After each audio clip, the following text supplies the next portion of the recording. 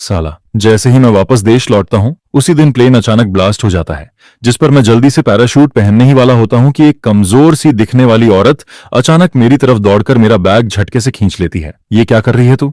मैं गुस्से में उससे बहस करने ही वाला होता हूँ, जिस पर वो अचानक मेरे बिल्कुल पास आ जाती है और अपने सॉफ्ट लिप्स सीधे मेरे मुंह पर दबा देती है। सच में यार, 7 साल से गर्लफ्रेंड के साथ हूं, लेकिन उसके लिप्स का लिपस्टिक तक प्रॉपरली फील नहीं किया और ये औरत तो जैसे मुझे पूरा निगल ही लेना चाहती है। फिर मुझे महसूस होता है कि उसका हाथ कहीं गलत जगह मूव कर रहा है, जिस पर मैं अंदर से और भड़क जाता हूँ। क्या खुद को सुंदर समझकर कुछ भी करेगी क्या? मैं गुस्से में उसे दूर धकेलने ही वाला होता हूँ, तभी कुछ लंबे चौड़े बॉडी वाले आदमी हमारे पास आते हैं, जिनकी नजरें चारों तरफ स्कैन कर रही होती हैं, जिस पर उनमें से एक कहता है, यहाँ नहीं है, वो इतनी आसानी से जंप करने की हिम्मत नहीं करेगा, ऊपर से वो बुरी तरह घायल भी है, जरूर भीड़ में छुपा होगा, चलो आगे ढूंढते हैं। फिर वो लोग थोड़ी देर सर्च करते हैं और गुस्से में वहां से चले जाते हैं, जिसे देखकर मेरे मन में अजीब सा डर बैठने लगता है। इसके बाद एक और ग्रुप वहां आ जाता है और मैं देखता हूं कि उनमें से एक आदमी अपना हाथ कपड़ों के अंदर डालता है, जिस पर मुझे शक होता है कि शायद उसके पास गन है। तभी एक खतरनाक नजर सीधे मेरी तरफ टिक जाती है, लेकिन वो आदमी बस एक नजर डालकर कहता है,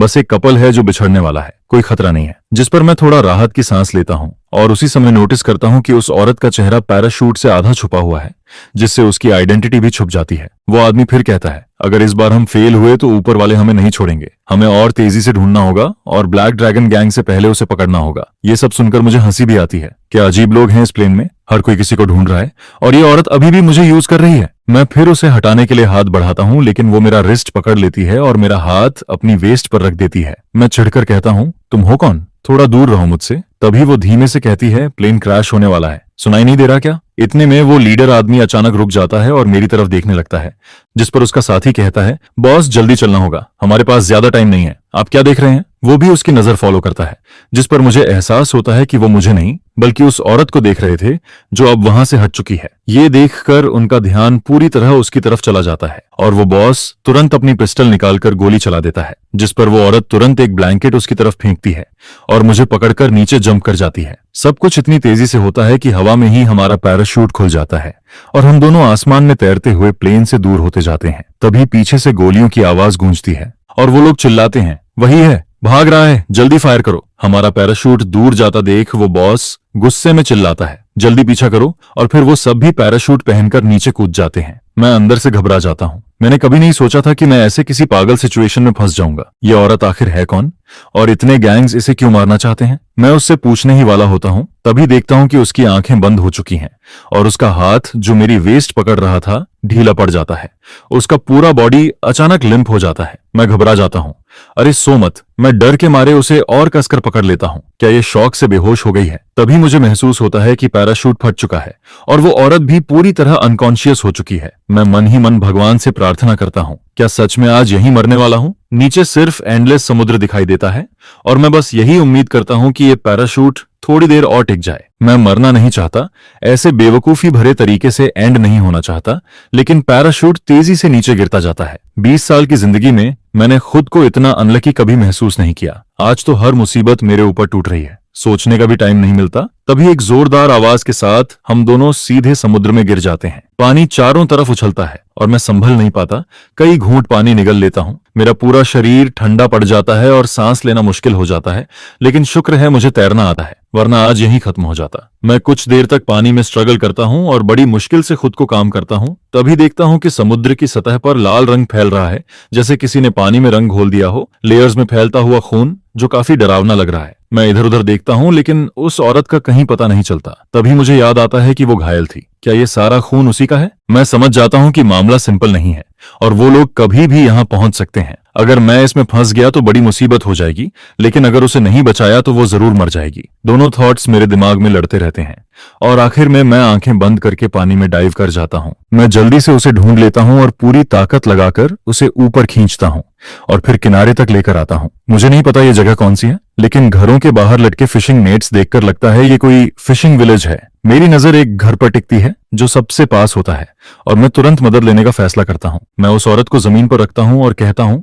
मैं अभी वापस आता हूँ। फिर मैं उस घर के दरवाजे पर जाकर नॉक करता हूँ, कोई है क्या? प्लीज मदद चाहिए। हेलो, कोई है? दरवाजा खोलिए। थोड़ी देर बाद दरवाजा चरमराकर खुलता है और एक बूढ़ी औरत सामने आती है जो आराम से चाय पी रही होती है। मैं जल्दी से कहता हूँ, नमस्ते, मेरा प्लेन क्रैश हो गया है और एक औरत बुरी तरह घायल है। क्या आप मदद कर सकती हैं? वो औरत शांति से चाय पीते हुए समुद्र किनारे पड़ी बॉडी को देखती है और अंदर आवाज लगाती है, अरे सुनते हो, जल्दी आओ, किसी को बचाना है। फिर एक बूढ़ा फिशरमैन बाहर आता है और बिना कुछ बोले उस औरत को उठाकर अंदर ले जाता है। वो मुझसे कहता है, तुम्हारी औरत की हालत बहुत खराब है, ये गन शॉट वन लगता है। जिस पर मैं तुरंत झूठ बोलता हूँ, हाँ, प्लेन में कुछ लुटेरे चढ़ गए थे, उन्होंने लूटपाट की और गोली भी चलाई। वो आदमी कहता है, आजकल का जमाना ही खराब है, तुम थोड़ा रुको, मेरे पास एक खास दवाई है, चाहे जख्म कितना भी बड़ा हो बस लगा दो, कल तक ठीक हो जाएगा। ये सुनकर मैं हैरान हो जाता हूँ, सच में ऐसी दवाई भी होती है? मैंने पहली बार सुना है। वो औरत हल्की सी हंसी के साथ कहती है, मेरे घर वाले कई पीढ़ियों से फिशिंग करते आ रहे हैं। पिछली बार एक बड़ी मछली ने इनके हाथ से मांस तक नोच लिया था,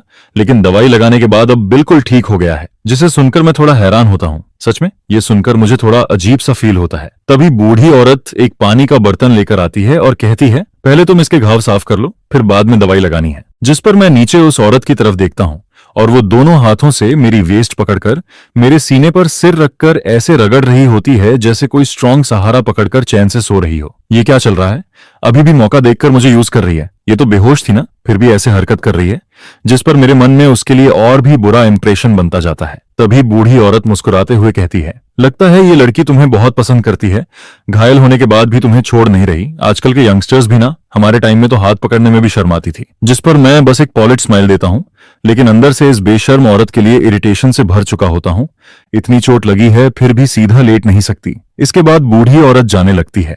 तभी मैं उस औरत का चेहरा ध्यान से देखता हूँ और अचानक थोड़ा रुक जाता हूँ, जिसे देखकर बूढ़ी औरत पूछती है, क्या हुआ? मैं मन में सोचता हूँ, ये औरत कहीं कोई बड़ी आइडेंटिटी तो नहीं? क्या इस छोटे से गांव में भी कोई इसे पहचान सकता है? फिर मैं पूछता हूँ, दादी क्या आप इसे जानती हैं? जिस पर वो थोड़ी देर सोचती है और बुदबुदाती है, थोड़ी जानी पहचानी लगती है, कहीं देखा है शायद। क्या ये कोई वांटेड क्रिमिनल तो नहीं जो टीवी पर आता रहता है, या कोई भागा हुआ कैदी? ये सुनकर मैं भी सोच में पड़ जाता हूँ। सच में इसके पीछे लोग पड़े थे, शायद ये कम से कम 2 गैंग से दुश्मनी रखती है। मैं तुरंत कहता हूँ, दादी ध्यान से याद कीजिए, ये मेरी जान का सवाल है, अगर ये डेंजरस हुई तो मैं तुरंत पुलिस को इन्फॉर्म कर दूंगा। जिस पर वो सिर हिलाती है, मुझे याद नहीं आ रहा, लेकिन तुम दोनों शहर के लगते हो, इतने अच्छे दिखते हो, जैसे कोई सेलिब्रिटी कपल हो। मैं हल्की हंसी के साथ कहता हूँ, ऐसा कुछ नहीं है, कौन सा सेलिब्रिटी हमारी हालत में होता है। फिर वो मुझे दवाई देकर कहती है, इसे इसके घाव पर लगा देना और खाना खाने के बाद मैं तुम्हें बुलवा लूंगी। मैं उन्हें थैंक्स बोलता हूँ और वो दोनों बाहर चले जाते हैं। जिसके बाद मैं उस औरत की तरफ देखता हूँ और हल्के से उसके माथे पर उंगली मारता हूँ। वो धीरे से कराहती है, जैसे दर्द वाली जगह छू गई हो। उसकी भौहें सिकुड़ जाती हैं और उसके शरीर से काला खून रिसने लगता है, जो उसके सीने से लगातार बह रहा होता है। हालांकि मैं ज्यादा विलिंग नहीं होता, फिर भी मैं उसका कपड़ा हटाकर घाव साफ करने लगता हूँ, सिर्फ इसलिए क्योंकि मैं नहीं चाहता कि वो यहाँ मर जाए और बात बड़ी बन जाए। उसका अपर बॉडी साफ करते करते पानी पूरा गंदा हो जाता है, जिस पर मैं बाहर जाकर नया गर्म पानी लेकर आता हूँ। अब मैं नीचे साफ करने ही वाला होता हूँ, लेकिन जैसे ही हाथ उसके कपड़ों तक पहुंचता है मैं हेजिटेट करता हूँ। बस हल्का सा साफ करना है, इसमें डरने वाली क्या बात है, लेकिन ये कपड़े इतने टाइट हैं, उतारूं कैसे? मैं काफी देर तक स्ट्रगल करता हूँ। तभी अचानक एक ठंडी आवाज आती है, क्या कर रहे हो तुम? मैं चौंक जाता हूँ और वो मेरा कॉलर पकड़कर मुझे अपनी तरफ खींच लेती है, जिस पर मैं उसके घाव पर दब जाता हूँ। मैं तुरंत कहता हूँ, सॉरी, मैंने जानबूझकर नहीं किया, और जल्दी से खड़ा हो जाता हूँ। गलत मत समझो, मैं बस तुम्हारी मदद कर रहा था। उसकी नजरें देखकर लगता है वो कुछ और ही सोच रही है,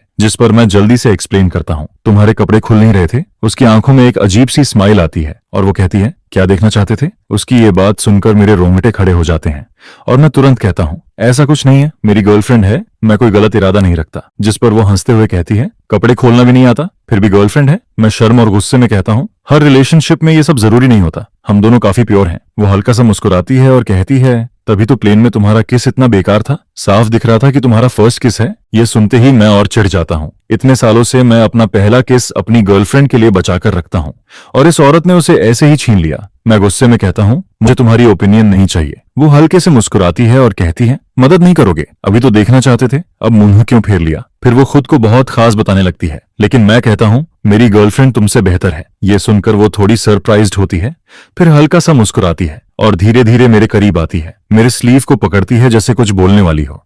लेकिन अचानक उसका बैलेंस बिगड़ जाता है। मैं तुरंत उसे पकड़ने के लिए आगे बढ़ता हूं, लेकिन उसी पल उसके होंठ फिर से मेरे होंठों से टकरा जाते हैं और मैं कुछ सेकंड्स के लिए पूरी तरह फ्रीज हो जाता हूं। फिर मैं गुस्से में उसे दूर करता हूं। तुम्हें क्या प्रॉब्लम है? ऐसे बिहेव क्यों कर रही हो? वो एक शरारती बिल्ली की तरह मुस्कुराती है और कहती है, तुम खुद पास आए थे। मैं और भड़क जाता हूं। अगर तुम गिरती नहीं तो मैं आता ही क्यों? मैं सोचता हूं, मैंने आज तक इतनी बोल्ड औरत नहीं देखी। और उसकी आंखों में मजाक साफ दिख रहा होता है, जैसे वो मेरी इरिटेशन एंजॉय कर रही हो। वो फिर कहती है, अगर इतना ही बुरा लगा तो तुम भी किस कर सकते हो। मैं कुछ बोल पाता उससे पहले वो फोन मांगती है। फोन दो, मुझे देखना है। मैं अंदर ही अंदर सोचता हूँ, ये औरत आखिर है कौन? जितना देखता हूँ उतना ही लगता है ये कोई क्रिमिनल है। तभी दरवाजे पर नॉक होता है। अरे नौजवान, खाना तैयार है। और तुम्हारी औरत भी जाग गई क्या? ये सुनकर मैं अंदर ही अंदर चिल्लाता हूँ, ये मेरी औरत नहीं है। लेकिन बाहर से कहता हूँ, हम अभी आते हैं, धन्यवाद। तभी वो औरत जानबूझकर कहती है, तुमने अभी तक मुझे दवाई नहीं लगाई, जैसे किसी तीसरे को सुनाना चाहती हो। जिस पर मैं उसे घूर कर देखता हूँ, जैसे कहना चाहता हूँ, खुद भी तो लगा सकती हो। अरे नौजवान, इतना टाइम हो गया फिर भी तुमने अपनी लड़की को दवाई नहीं लगाई क्या? जल्दी करो वरना घाव और खराब हो जाएगा। पहले एंटीसेप्टिक से घाव साफ करना, फिर उसके बाद पाउडर डालना। मैं तुम दोनों को डिस्टर्ब नहीं करती, दवाई लगाकर बाहर खाना खाने आ जाना। ये कहकर वो दरवाजा बंद कर देती है। जिस पर मैं उस औरत को घूर कर देखता हूँ और वो हल्का सा मुस्कुराकर सिर हिला देती है, जैसे इस रिजल्ट से काफी सेटिस्फाइड हो। मैं अंदर ही अंदर दांत पीसता रहता हूँ। इसके बाद मैं आधी बोतल एंटीसेप्टिक उसके घाव पर डाल देता हूँ, जिससे हल्की जलन होती है, लेकिन वो बस हल्की सी कराहती है। सच में ये औरत काफी स्ट्रांग है। फिर मैं उसके घाव साफ करता हूँ, पाउडर डालता हूँ और धीरे धीरे बैंडेज बांध देता हूँ। ये सब खत्म होने के बाद हम दोनों कमरे से बाहर निकलते हैं। डाइनिंग एरिया में बूढ़ा कपल पहले से ही बैठा होता है, भूख से इंतजार करते हुए।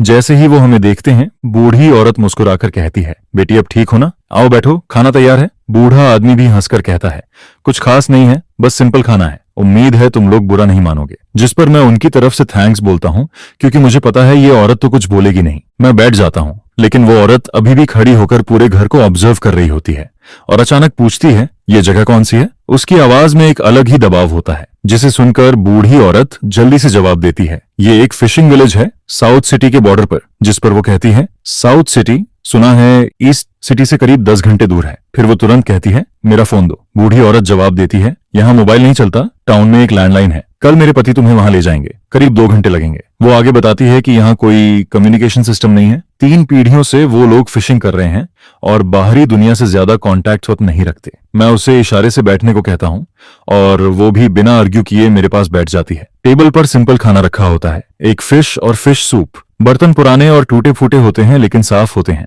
लगता है सालों से यूज हो रहे हैं। जिस पर वो औरत खाना देखकर एपेटिट खो देती है। बूढ़ी औरत कहती है, बेटी खाओ ना, गर्म है। और उसके लिए फिश निकालने लगती है, लेकिन वो अचानक मना कर देती है, जिससे बूढ़ी औरत ऑकवर्ड हो जाती है। तो मैं तुरंत बात संभालता हूँ, वो खुद ले लेगी, आप खाइए। और मैं फिश उठाकर बूढ़ी औरत के बाउल में डाल देता हूँ। फिर मैं एक और पीस उठाकर उस औरत को देता हूँ जिसमें काफी बोन्स होती हैं और कहता हूँ, आराम से खाना, इसमें बोन्स ज्यादा है, सीवंस ज्यादा हैं। मैं अंदर ही अंदर खुश होता हूँ, जैसे थोड़ा रिवेंज ले लिया हो। लेकिन वो औरत सब समझ जाती है, फिर भी गुस्सा नहीं होती, बल्कि हल्का सा मुस्कुराती है। वो कहती है, घर पर तो तुम मेरे लिए बोन्स निकालते हो, मैं सिर्फ वही खाती हूँ। जिस पर मैं दांत भींचता हूँ, लेकिन बुजुर्गों के सामने चुप रहता हूँ। ड्रामा मत करो, खुद खाओ। वो और भी टीजिंग टोन में कहती है, तुम मुझे खिलाओगे नहीं? ये सुनकर दोनों बुजुर्ग थोड़ा ऑकवर्ड हो जाते हैं और मैं अंदर ही अंदर शर्म और गुस्से में जल रहा होता हूँ। मैं सोचता हूँ, ये क्या बोल रही है? ये लोग हमें कपल समझ रहे हैं और ये औरत तो हद कर रही है। तभी बूढ़ा आदमी कहता है, तुम लोग जैसे नॉर्मली खाते हो वैसे ही खाओ, हमें इग्नोर करो।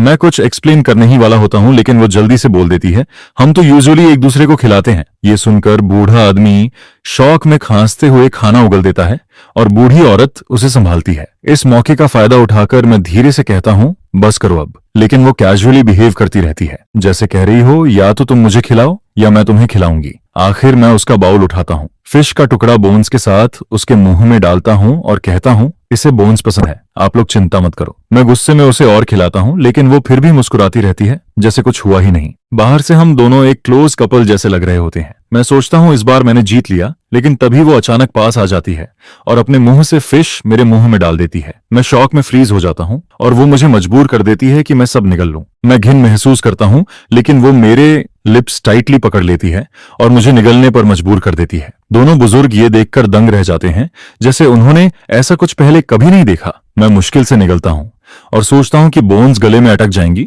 लेकिन ऐसा कुछ नहीं होता। मैं हैरान होकर उसे देखता हूं और वो आराम से बोन्स बाहर निकालकर टिश्यू से साफ कर देती है। उसके एक्शंस काफी स्मूथ होते हैं। फिर वो कैजुअली पूछती है, खुद खाओगे या मैं खिलाऊं? मैं तुरंत बॉल पकड़ लेता हूं, मैं खुद खाऊंगा और उसकी तरफ देखना भी अवॉइड करता हूं। इसके बाद मैं जल्दी जल्दी खाना खाने लगता हूं और वो मुझे और परेशान नहीं करती। वो आराम से मुझे एक बड़ा सा मछली का टुकड़ा उठाकर देता है, जैसे आसपास कोई है ही नहीं, जिस पर वो बड़े आराम से उसके सारे कांटे भी निकाल देता है। धीरे खाओ। वो बिल्कुल एक स्ट्रिक्ट पेरेंट जैसा बिहेव करता है, जिसे देखकर मैं बस यही सोचती हूँ कि काश मैं जल्दी जल्दी खा पाती। जितना जल्दी हो सके उतना खा लूं, ताकि इस छोटी सी डेविल से दूर रह सकूं। और फिर ये खाना एक अजीब सी ऑकवर्ड फीलिंग के साथ खत्म होता है। इसके बाद बूढ़ा आदमी एक पुराना बॉक्स खोलता है और उसमें से कुछ पुराने रफ कपड़े निकालता है जो कई सालों से संभाल कर रखे गए थे। लड़के, तुम लोगों ने अभी तक नहाया नहीं है ना? ये कपड़े मैंने और मेरे हस्बैंड ने शादी के वक्त पहने थे, पहले इस्तेमाल हो चुके हैं। अगर तुम्हें बुरा न लगे तो तुम दोनों पहन सकते हो। नहाने का पानी मैंने पहले से तैयार रखा है, बस उस कमरे में है, जिस पर मैं थोड़ा हेजिटेट करती हूँ और मना करने लगती हूँ। ऐसे कैसे ले सकते हैं? ये तो आपकी वेडिंग ड्रेस है, अब मैं इन्हें पहन भी नहीं सकती, बस याद के तौर पर रखे हैं। यहाँ इससे अच्छे कपड़े भी नहीं हैं। उम्मीद है तुम लोग मना नहीं करोगे। जिस पर वो औरत जबरदस्ती कपड़े मेरे हाथ में थमा देती है। मैं चाहकर भी मना नहीं कर पाती और आखिरकार ले लेती हूँ। फिर अचानक वो दूसरी औरत ठंडी आवाज में बोलती है, ये कपड़े तुम्हारे लिए सूट नहीं करते। जिसे सुनकर मैं खुद को रोक नहीं पाती और पलटकर जवाब देती हूँ, तुमसे क्या मतलब? अगर इतना ही है तो कोई बेहतर कपड़ा निकाल कर दे दो। जिस पर वो बिना झिझक तुरंत मान जाती है, जिसे देखकर मैं और आगे बढ़कर बोल देती हूँ, आज रात का खाना, दवाई और बाकी खर्चा सब तुम्हें 10 गुना वापस देना होगा। 10 गुना। जिस पर वो औरत बस शांति से जवाब देती है, ठीक है। ये सुनकर मैं अंदर से चौंक जाती हूँ, क्योंकि कोई भी नॉर्मल इंसान इतनी सी चीज के लिए 10 गुना पैसे नहीं देता। ये उतना वर्थ भी नहीं है। लेकिन ये औरत बिना सोचे मान जाती है, जिससे मुझे लगता है कहीं ये सच में पागल तो नहीं है। इसके बाद वो मेरी आंखों में सीधे देखती है और कहती है, अब मुझे फोन दे सकती हो ना? जैसे उसे सब कुछ पता हो। मैं तुरंत अपना बैग पकड़ लेती हूँ और शक भरी नजर से उसे देखती हूँ। तुम्हें कैसे पता कि मेरे पास फोन है? जिस पर वो आराम से बोलती है, प्लेन से कूदने से पहले तुमने उसे गिरने से बचाने के लिए बैग में डाला था और जिप भी बंद की थी। मुझसे कुछ छुप नहीं सकता। ये सुनकर मैं मजबूरी में फोन निकालकर उसे दे देती हूँ। वो तुरंत एक नंबर डायल करती है और कहती है, इस कॉल की एग्जैक्ट लोकेशन ट्रैक करो और कल मुझे लेने आना। उस वक्त उसके अंदर एक लीडर वाली वाइब साफ महसूस होती है, जिसे देखकर मेरी क्यूरियोसिटी और बढ़ जाती है। फिर वो जल्दी से कॉल खत्म करती है और मेरे फोन में अपना कॉन्टैक्ट सेव कर देती है। ये मेरा कॉन्टैक्ट है, तुमने मेरी जान बचाई है, जब भी तुम्हें मेरी जरूरत हो मुझसे कॉन्टैक्ट करना। जिस पर मैं तुरंत फोन वापस खींच लेती हूँ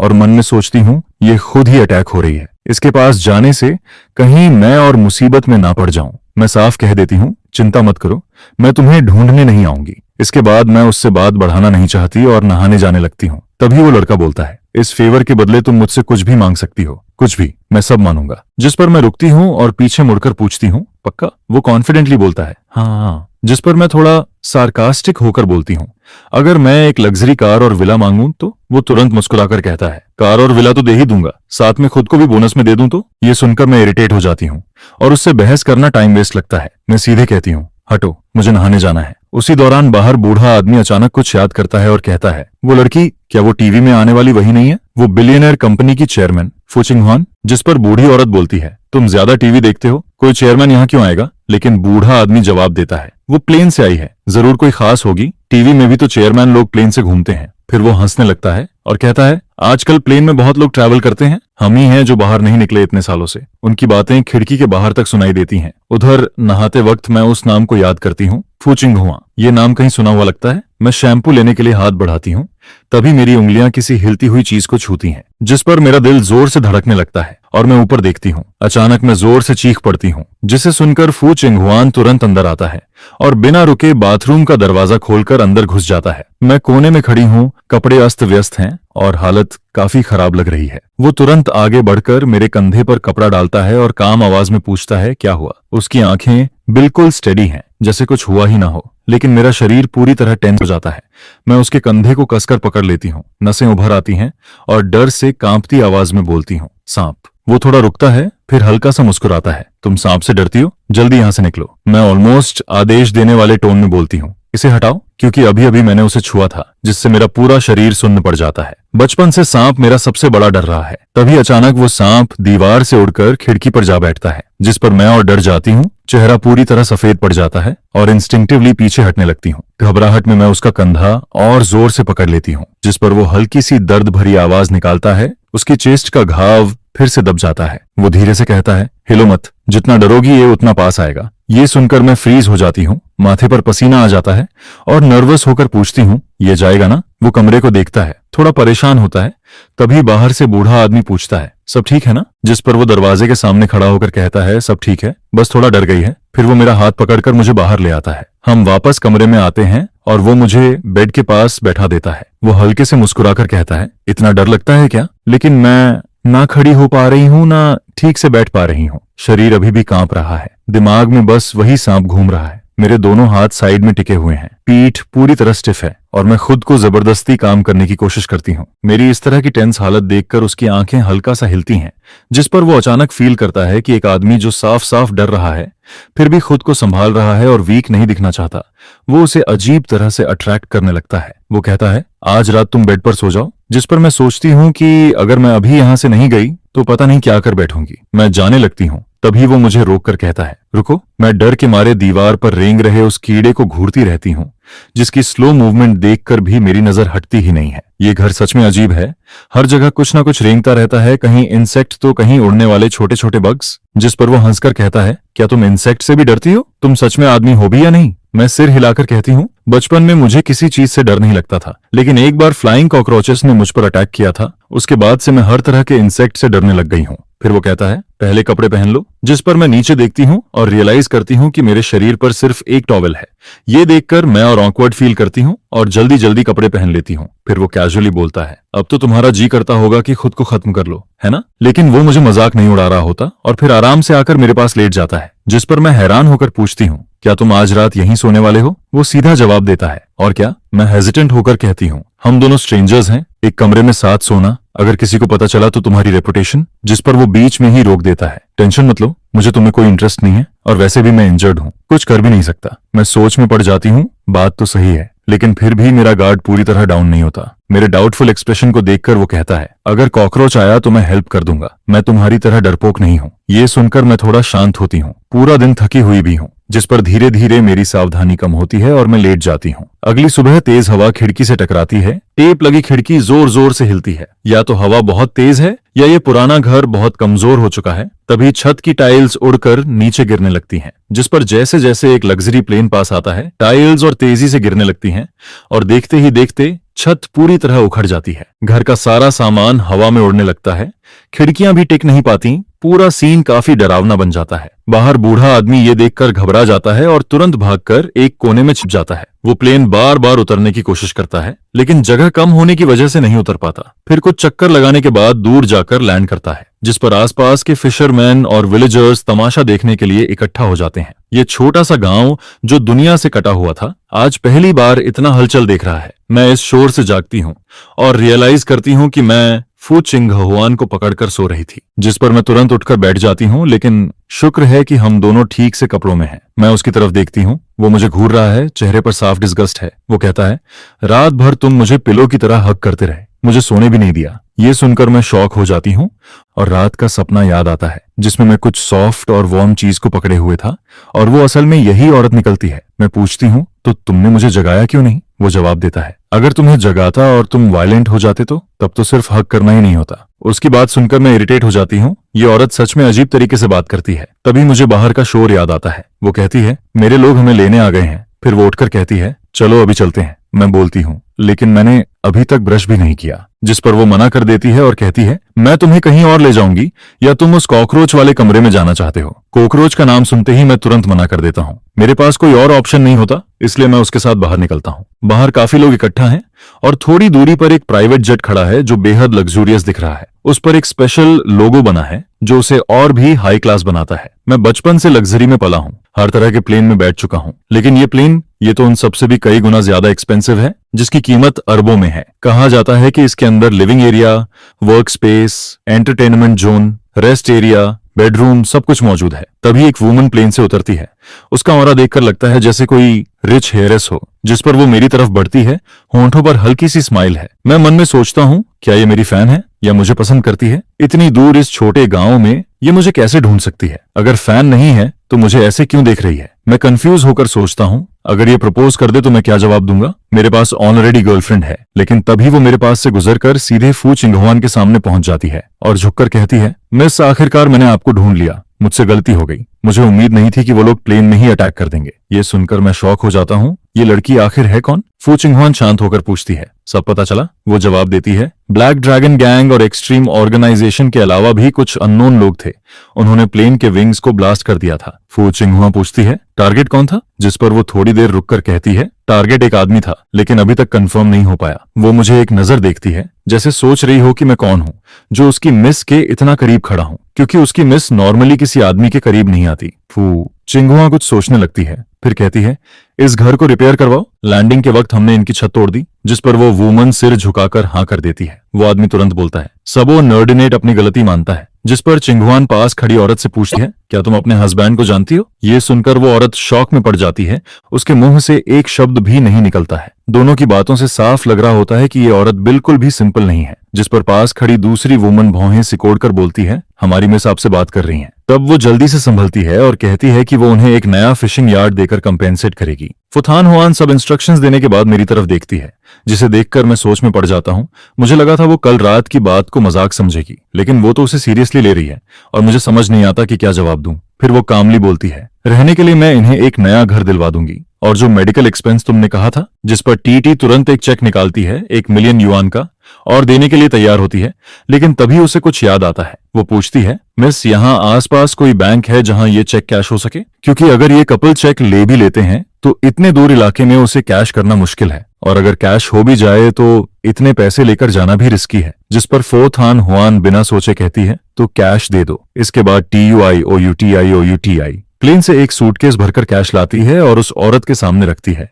ये हमारी मिस की तरफ से है, कृपया एक्सेप्ट करें। औरत कांपते हाथों से सूटकेस खोलती है। अंदर नीटली रखे हुए ढेर सारे युआन के बंडल्स देखकर उसकी आंखें फटी रह जाती हैं और अगले ही पल वो शॉक में बेहोश हो जाती है। जिस बूढ़ा आदमी घबराकर उसे पकड़ता है, खुद भी सूटकेस के अंदर झांकता है और लगभग बेहोश होने लगता है, क्योंकि इतने पैसे उसने जिंदगी में कभी नहीं देखे। फिर फोथान हुआन आगे बढ़ती है और कहती है, मेरे साथ चलो। मैं जल्दी से उसके पीछे पीछे प्लेन में चढ़ जाता हूँ। अंदर आते ही मैं देखता हूँ कि केबिन में 8 बड़े सोफा लगे हैं। हर तरफ एडवांस्ड ऑडियो सिस्टम है, जिससे साफ पता चलता है कि ये टॉप लेवल लग्जरी जेट है। फिर वो आदेश देती है, इसे नहाने के लिए ले जाओ, और खुद बेडरूम के अंदर वाले बाथरूम में चली जाती है। जिस पर TTAITAI मुझे दूसरे बड़े बाथरूम की तरफ इशारा करते हुए कहती है, सर इस तरफ आइए। मैं उसके पीछे पीछे चलता हूँ और मन में सोचता हूँ कि फोथान हुआन आखिर है कौन, लेकिन फिर खुद ही सोचता हूँ कि जानने की जरूरत भी नहीं है। प्लेन से उतरते ही हम अलग हो जाएंगे, शायद फिर कभी मिलना भी ना हो। वो मुझे सारी चीजें दिखाती है। यहाँ पर्सनल केयर आइटम्स हैं, यहाँ कपड़े हैं और बाथरूम अंदर है, सब कुछ रेडी है। मैं हैरानी से उन कपड़ों को देखता हूँ और पूछता हूँ,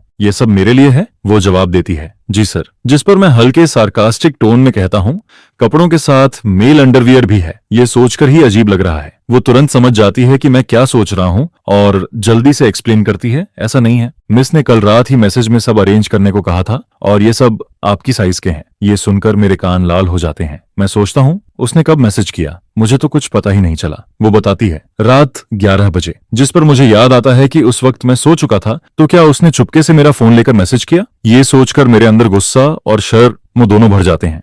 कहीं उसने और कुछ तो नहीं देख लिया मेरे फोन में। फिर TUI OUTILIE बोलती है, अगर आपको कुछ चाहिए हो तो वॉल पर लगे कॉल सिस्टम को प्रेस कर सकते हैं। इतना कहकर वो बाहर चली जाती है। मैं नहाते हुए मन ही मन उसे गालियां देता रहता हूँ। उसने हिम्मत कैसे की मेरा फोन इस्तेमाल करने की। नहाने के बाद मैं बाहर आता हूँ तो देखता हूँ कि फोथान हुआन ऑलरेडी डाइनिंग टेबल पर बैठकर खाना खा रही है और उसके शरीर से एक फ्रेश खुशबू आ रही है। क्लीन ड्रेस में वो बिल्कुल अलग लग रही है और उसका स्टेक काटने का तरीका भी बेहद एलिगेंट है, जिससे साफ पता चलता है कि वो किसी नॉर्मल रिच फैमिली से नहीं है। मैं जैसे ही बैठता हूँ, वो कहती है, कल रात तुमने मेरी जान बचाई थी, इसके बदले मैं तुम्हें 10 मिलियन दूंगी। जिस पर मैं रुक जाता हूँ। ये बात मुझे अजीब लगती है। तभी TT तुरंत एक चेक लिखकर मेरे सामने रखती है। ये हमारी मिस की तरफ से है। मैं ठंडे स्वर में मना कर देता हूँ, जरूरत नहीं है, कल रात तो बस मैंने यूं ही मदद कर दी थी। लेकिन तभी वो थान हुआन बोलती है, इससे सर्विस फी समझ लो। ये सुनकर TOTO पूरी तरह शॉक्ड रह जाती है। क्या ये आदमी कल रात मिस के साथ था? उसके लिए ये बहुत बड़ा शौक होता है। क्योंकि उसकी मिस कभी किसी आदमी के पास नहीं आती। उसके सारे असिस्टेंट्स भी फीमेल हैं, यहाँ तक कि फैमिली भी उसे रिलेशनशिप के लिए मजबूर नहीं कर पाई। फिर भी ये आदमी समहाउ उसे अपने पास रहने पर मजबूर कर देता है। तभी मैं चेक उठाकर उसकी तरफ फेंक देता हूँ और कहता हूँ, ये फी तो मुझे तुम्हें देनी चाहिए। और फिर मैं अपनी पॉकेट से एक युआन का कॉइन निकालकर उसकी तरफ फेंक देता हूँ। कल रात तुमने अच्छा परफॉर्म किया, ये बोनस है। जिस पर TUIOU तुरंत रिएक्ट करती है। वो जल्दी से चेक और कॉइन दोनों पकड़ लेती है ताकि वो मिस के चेहरे पर ना लगे। फोथान हुआन मुझे एक अजीब सी नजर से देखती है। मैं हल्का सा गला साफ करके कहता हूँ, कल रात जो हुआ उसके बारे में किसी से मत कहना। वैसे भी हमारे बीच कुछ हुआ नहीं है और मेरी ऑलरेडी गर्लफ्रेंड है, इसलिए मिस थोड़ा मेरी सिचुएशन समझिए। ये सुनकर TUIOUTI पूरी तरह हैरान रह जाती है। उसकी मिस इतनी पावरफुल और रिच है, फिर भी ये आदमी उसे इग्नोर कर रहा है। वो मन ही मन सोचती है कि उसकी मिस लगातार कई सालों से रिचेस्ट लिस्ट में टॉप पर है। टैलेंट और ब्यूटी दोनों में परफेक्ट है, फिर भी ये आदमी उसे वैल्यू नहीं दे रहा। वो अंदर ही अंदर सोचती है, सर आपकी नजर सच में खराब है। चाहे आपको मिस की आइडेंटिटी ना पता हो, लेकिन इस प्लेन की लग्जरी देखकर ही समझ जाना चाहिए कि वो आपकी गर्लफ्रेंड से कहीं ज्यादा बेहतर है।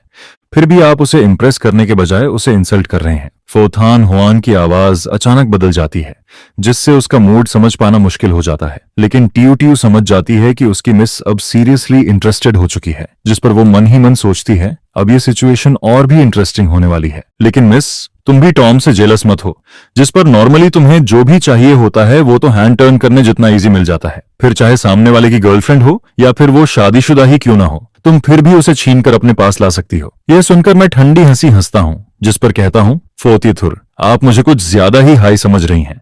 बस फर्क इतना है कि मैं आपकी तरह कैजुअल नहीं हूँ। कैजुअल? यह सुनकर वो आदमी अपनी मिस को कैजुअल बोलता है क्या? जिस पर श्याओ श्याओ इतना गुस्सा होती है कि उसकी सांस तक अटकने लगती है। लेकिन फोतिन हुआ जरा भी गुस्सा नहीं होती है, बल्कि उल्टा हल्की मुस्कान के साथ बोलती है, सच में? जिसके बाद वो कहती है, पहले खाना खा लो, फिर मुझसे आर्ग्यू करने की ताकत भी आ जाएगी। मैं सामने रखे इस लग्जरी खाने में बिल्कुल इंटरेस्टेड नहीं होता हूँ, लेकिन फिर सोचता हूँ कि कल मैंने उसकी जान बचाई थी और उसने मुझे बार बार इरिटेट भी किया था, जिस पर उसका एक ब्रेकफास्ट खाना कोई बड़ी बात नहीं है। यह सोचकर मैं बिना फॉर्मल हुए खाना शुरू कर देता हूँ, जिस पर फोतिन हुआन मुस्कुराते हुए मुझे देखती है और कैजुअली एक स्टेक काट कर मेरी प्लेट में रख देती है। ट्राई करो, टेस्ट ठीक है। लेकिन मैं फोर्क से उस स्टेक को साइड में हटा देता हूँ। मुझे किसी का लेफ्ट ओवर नहीं खाना है, मैं खुद कट कर सकता हूँ। यह देखकर श्याओ श्याओ पूरी तरह शॉक्ड हो जाती है, जिस पर वो सोचती है कि यह आदमी कितना अलग है, जो चाहे करता है, किसी की परवाह नहीं करता है, और तो और अपनी मिस को भी इग्नोर कर रहा है। बचपन से हो तियथुर के साथ रहने के बाद यह पहली बार है जब कोई उन्हें हवा की तरह ट्रीट कर रहा है, वरना पहले जितने भी आदमी उनके सामने आते थे सब बहुत पॉलिटली बिहेव करते थे, लेकिन यह आदमी सच में अलग नजर आता है। इसके बाद मैं ब्रेकफास्ट खत्म करता हूं और उसी समय प्लेन भी डोंगथान के सिविल एयरपोर्ट पर लैंड कर जाता है, जिस पर मैं कैजुअली बोलता हूं, फूतियथु, थैंक्स फॉर द हॉस्पिटैलिटी, फिर कभी मिलने की जरूरत नहीं है और उम्मीद करता हूं कि इस लाइफ में दोबारा मुलाकात ना हो। यह कहकर मैं सीधे प्लेन से उतरता हूं, एक टैक्सी पकड़ता हूं और वहां से निकल जाता हूं, जिस पर फोथान हुआ मेरी जाती हुई बैग को देखती रहती है, जैसे कुछ सोच रही हो, और उसके पास खड़ी श्याओ श्याओ धीरे से पूछती है, मिस, क्या हम घर वापस जाएं? जिस पर उसे साफ महसूस होता है कि मिस का मूड ठीक नहीं है। ऑफिस चलते हैं, फोथान हुआन हल्की डिसैप पॉइंटेड आवाज में कहती है, जिस पर श्याओ श्याओ धीरे से पूछती है, क्या आप उसका बैकग्राउंड चेक करवाना चाहती हैं? यह सुनकर फोथान हुआ उसे ठंडी नजर से देखती है, जैसे उसे अननेसेसरी बातों के लिए डांट रही हो। श्याओ श्याओ तुरंत डर जाती है और माफी मांगने ही वाली होती है, लेकिन तभी फोथान हुआ बोलती है, लगता है तुम मुझे अब अच्छी तरह समझने लगी हो। यह सुनकर श्याओ श्याओ उसके होंठों पर आई अजीब सी स्माइल को देखती है और उसका पूरा शरीर कांप जाता है, जिस पर उसे समझ नहीं आता कि खुश हो या डर जाए, क्योंकि यह पहली बार है जब मिस किसी आदमी के लिए ऐसा बिहेव कर रही है। और अभी थोड़ी देर पहले ही उसे ड्रॉप करने के लिए वो अपने विला एरिया के पास से गुजरते हुए भी नहीं रुकी थी, बल्कि खास तौर पर डोंगथान के सिविल एयरपोर्ट तक गई थी, सिर्फ इसलिए कि वो आसानी से टैक्सी ले सके, जो बिल्कुल भी लॉजिकल नहीं लगता है। और ये सब सिर्फ एक रात में हो गया था, जिस पर श्याओ श्याओ जल्दी से सिर झुकाकर कहती है, यस मिस, मैं अभी इन्वेस्टिगेशन शुरू करती हूँ।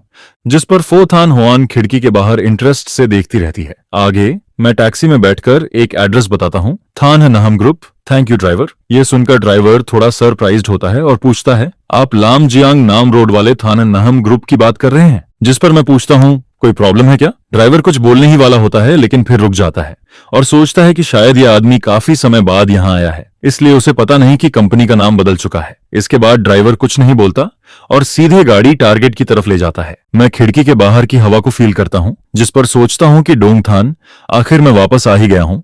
और हवा में एक फेमिलियर सा एहसास होता है जिससे मेरा मूड अच्छा हो जाता है। फिर मुझे याद आता है कि मैंने अभी तक अपने पेरेंट्स को मैसेज नहीं किया है, लेकिन फिर सोचता हूँ कि रहने देता हूँ, सीधा सामने जाकर सरप्राइज दूंगा। आज लूक नियन नियन का बर्थडे है और मैंने उसके लिए एक गिफ्ट भी तैयार किया था, लेकिन प्लेन से उतरने के बाद वो कहीं दिखता नहीं है, जिस पर मैं थोड़ा इरिटेट हो जाता हूँ और उस औरत को याद करता हूँ जिसने मेरा फर्स्ट किस छीन लिया था। अगर वो नहीं होती तो मैं इन सब ट्रबल्स में नहीं फंसता।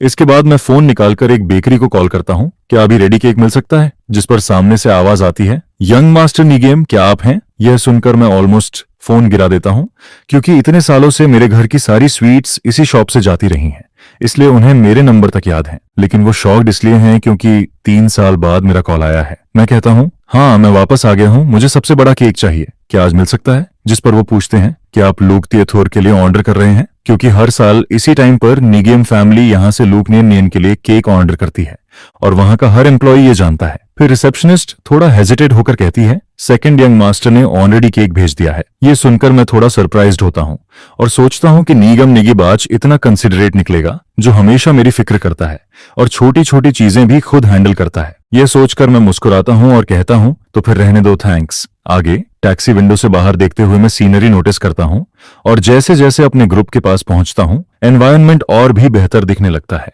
क्योंकि मेरा ग्रुप इस सिटी की टॉप कंपनीज में से एक है। तभी टैक्सी धीरे धीरे रुकती है और ड्राइवर कहता है कि हम पहुंच गए हैं। मैं पैसे देकर नीचे उतरता हूँ, लेकिन उतरते ही नोटिस करता हूँ कि नाम बदल चुका है, थान ग्रुप। मैं आसपास देखते हुए कंफ्यूज हो जाता हूँ, क्योंकि जगह बिल्कुल वही है, सारे बिल्डिंग्स भी सेम है, लेकिन नाम समझ नहीं आता। तभी 2 एम्प्लॉयज पास से गुजरते हैं और बात करते हैं, कल नीगम बॉस ने कहा था ना, आज वो यहाँ नहीं है, इसलिए इस प्लान को हमें क्लोजली फॉलो करना होगा। दूसरा कहता है, नीम बॉस यानी किम गांतो, उनके लीडरशिप में पिछले 3 सालों में प्रॉफिट्स काफी कम हुए हैं। यह सुनकर मैं तुरंत उन्हें रोकता हूँ। एक्सक्यूज मी, क्या तुम लोग जिस नीगम बॉस की बात कर रहे हो वो नीगम वेन डोंग है। जिस पर वो दोनों ऑकवर्ड होकर हंसते हैं। हाँ वही। मैं कहता हूँ ठीक है, थैंक्स। और वो दोनों मुझे अजीब नजर से देखकर चले जाते हैं, जिस पर मुझे समझ आता है कि फैमिली ने कंपनी का नाम बदल दिया है और मेरे अंदर जो भी डाउट्स थे वो धीरे धीरे खत्म हो जाते हैं। इसके बाद मैं कॉन्फिडेंटली कंपनी के गेट के अंदर एंटर करता हूँ, जिस पर रिसेप्शनिस्ट मुझे देखकर पॉलिटली खड़ी हो जाती है और कहती है, हेलो सर,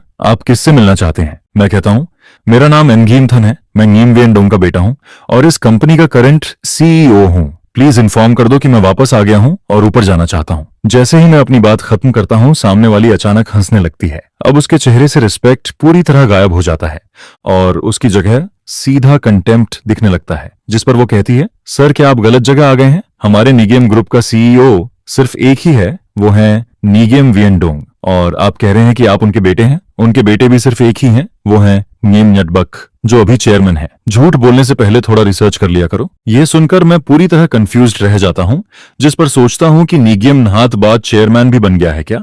3 साल पहले जब ग्रैंडप्पा की डेथ हुई थी और लॉयर ने विल पढ़ी थी, तब साफ साफ कहा गया था कि थान नीगेम ग्रुप के 80% शेयर्स ऑन बिलियंस की प्रॉपर्टी मेरे और मेरे फादर नीगेम वियन डोंग के बीच फेयर कंपटीशन में जाएगी। जो पहले कंडीशंस पूरी करेगा वही सक्सेसर बनेगा। उससे पहले मैं और मेरे फादर दोनों ही इस ग्रुप के सीईओ थे और साथ मिलकर कंपनी हैंडल कर रहे थे। उस विल में नीगेम नहाटबाज का नाम तक नहीं था, फिर उसका हिस्सा कहां से आ गया। मैं हल्की स्माइल के साथ पूछता हूं, कहीं आपको कुछ मिसअंडरस्टैंडिंग तो नहीं हो रही। जो मैं कह रहा हूं वो सब सच है और नीगेम नहातबाज मेरा छोटा भाई है। जिस पर रिसेप्शनिस्ट हल्की स्माइल के साथ बोलती है, सच में।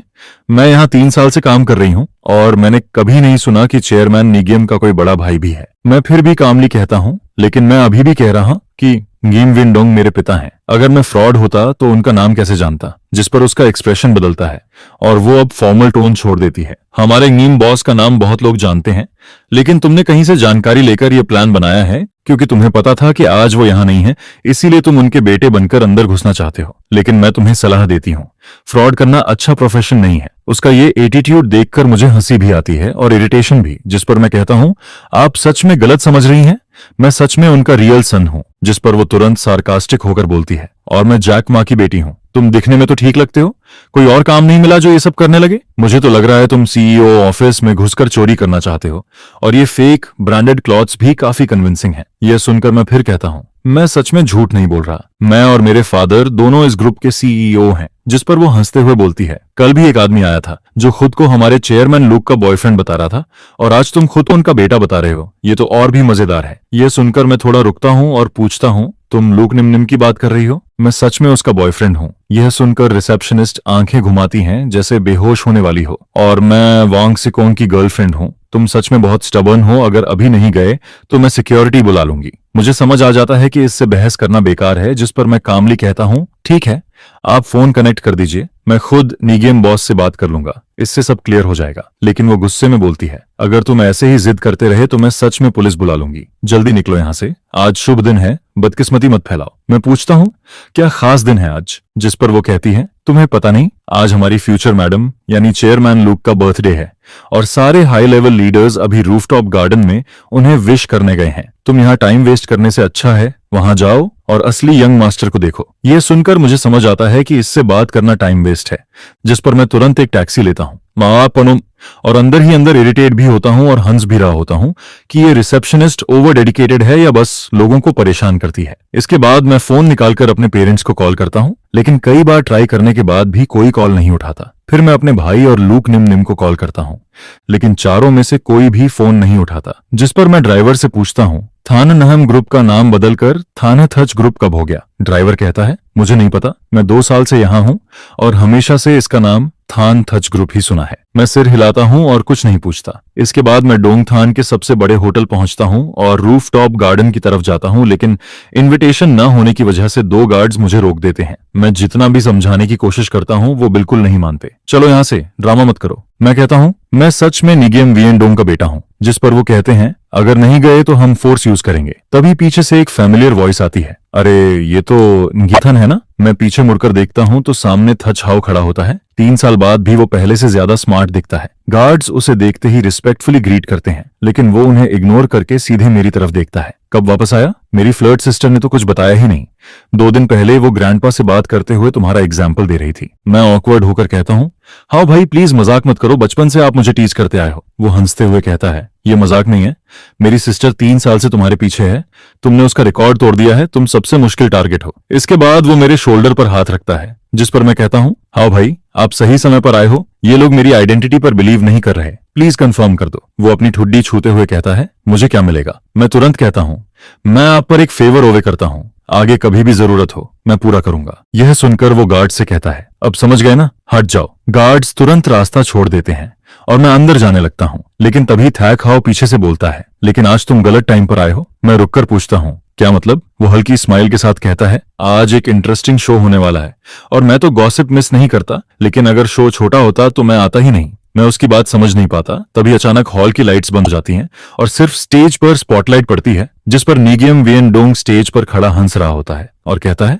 आज मैं अपने बेटे की शादी की खुशखबरी अनाउंस करना चाहता हूँ। यह सुनकर पूरा हॉल शांत हो जाता है। सभी लोग सांस रोककर खड़े रहते हैं, जैसे 2 बड़े ग्रुप्स का मर्जर होने वाला हो, और हर कोई हैरान होता है, ये कब हुआ? हल्का सा म्यूजिक बजता है, जिस पर मुझे थोड़ा कंफ्यूजन होता है और साथ ही क्यूरियोसिटी भी होती है कि डैड मेरी और लूक निम की शादी अनाउंस क्यों करना चाहते हैं बिना मुझसे डिस्कस किए। आइए हम गिम फैमिली की future daughter in law look नियम को स्टेज पर इनवाइट करते हैं। यह कहते ही नियम वियेंडोंग खुद सबसे पहले क्लैप करता है, जिस पर मैं भी नीचे खड़े होकर क्लैप करता हूँ। 3 साल बाद लुक निम पहले से काफी स्लिम लगती है।